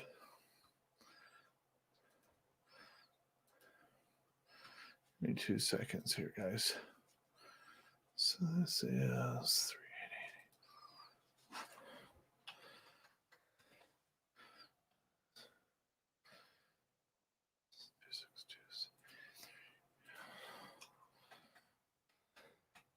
I brought down all of my hot sauce bottles that I'm currently working on right now. This is the real bastard one right there. That is from Vietnam. As you can see, I've only used like that much of it. This shit burns. This one is painful. I don't know how to pronounce it, but it's like almost like straight capsaicin sauce. Just made for pain. There's that one. I like the El Yucateco. There's that one. Chili habanero. That's a green stuff. That's pretty good. I got this one here that I pretty much the same stuff, but in a different package. Put these here for now. This one's really good. This one's really good. It's called Blueberry Plague. That one's good. Canadian company, Pepper North.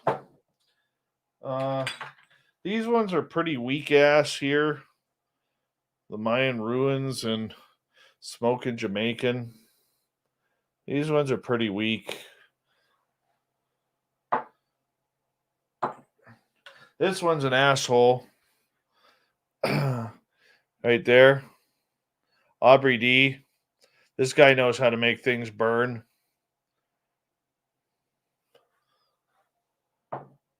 Yeah, more Mayanic.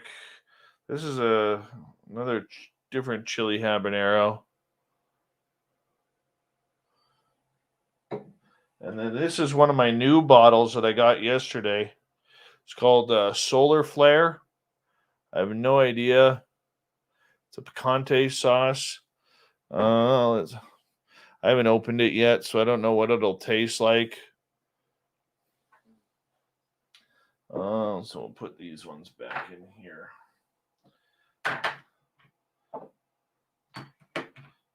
There.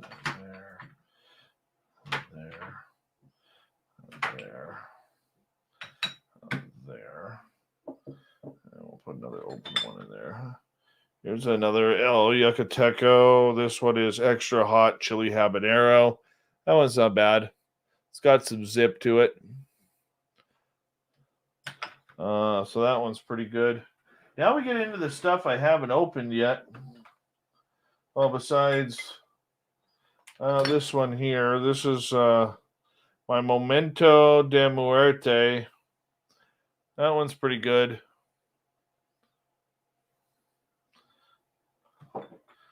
I haven't opened. I got a different bottle of this. I just showed you a bottle of that. I got a couple of bottles of that.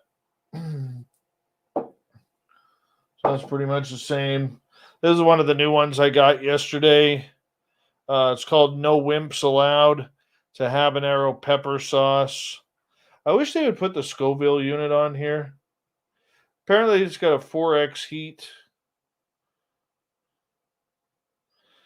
Must be strong to handle this sauce. Okay. Well, we'll give you a try. You better not be lying, because that'll really suck. But that's the bottle right there. No wimps allowed.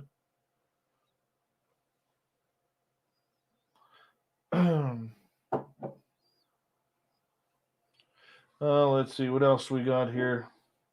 Let's put those over here. Another habanero sauce there I have to get into. Hold on. Really? Give me 2 seconds here, guys.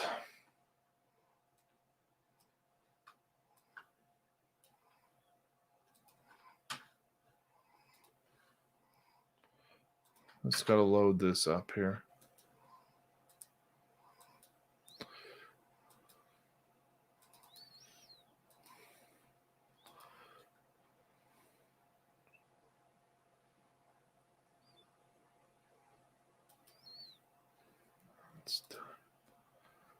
That's done. Hold on a second here. Okay, cool. Let's see what else we got here. This is the one that I'm very curious about. It's Dawson's hot sauce, ghost pepper. I'm very excited about trying this one. And cost me $15.99 for that bottle. Oh my God. The ingredients are vinegar, dried ghost pepper, garlic, and sea salt. Warning, very hot.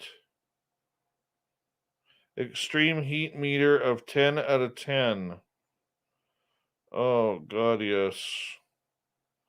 Shake well before using. There's actually a wax coating on here that has to come off beforehand. Very excited about this one. Probably going to knock my socks off. I just got this one recently. It's called No Joke. I liked it because of the hyena on there.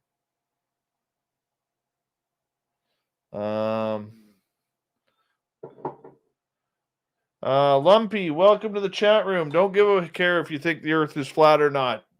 Join the woo. I got some of this because I never tried this one.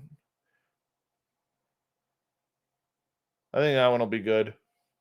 I have the other one that I've tried.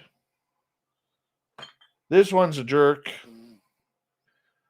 That one, Scorpion Rebel. This one really, really is a jerk. This one hurts. This one's 1.5 million Scoville units. I am not drinking that. That one hates me. Oh, what's this one? This is Melinda's original habanero. So I got to try that one. It's only a 2 out of 5 in heat. So that one will go down no problem. That's probably like a Frank's hot sauce. This one I'm kind of excited about. Dirty Dick's hot pepper sauce with a tropical twist. Oh, they're actually including some brown sugar in there. That's nice. Oh, and mangoes. Let's see here. Made in Vermont. That's the bottle right there. Dirty Dick's. Apparently going to squeal like a pig there. That one's pretty cool. This one's supposed to be really good. This just got that yesterday too. Apparently that's the real shit right there. That's going to be good. This stuff isn't too bad. I've tried that. It's more Vietnamese stuff. This is a chicken flavor. I'm going to try this on some chicken. Maybe tomorrow.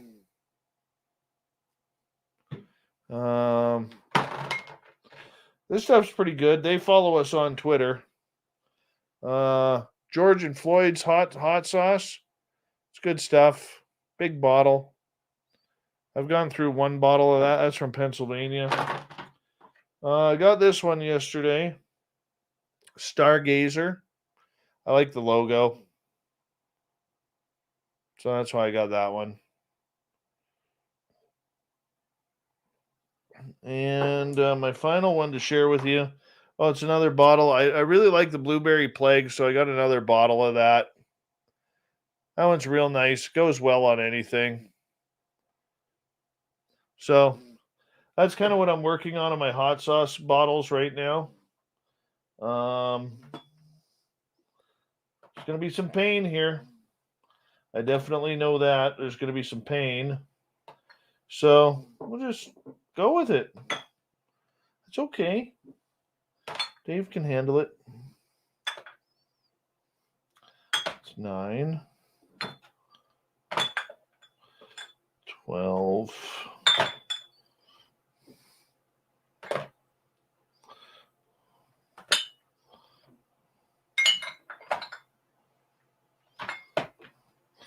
See, that one will fit in there.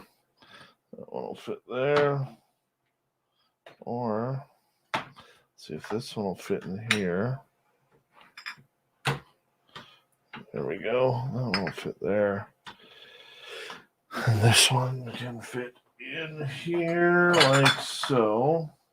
That works. That works better. Maybe not. Yeah, these are not working properly here. Oh, work with me, guys. Okay, that goes there. All right, good enough. So yeah, that's pretty much my hot sauce collection that I'm working on right now. I did leave 5 other bottles upstairs. They're part of a nice dynamite type package. I gotta just waste through those. Those are pretty weak. The packaging is nice.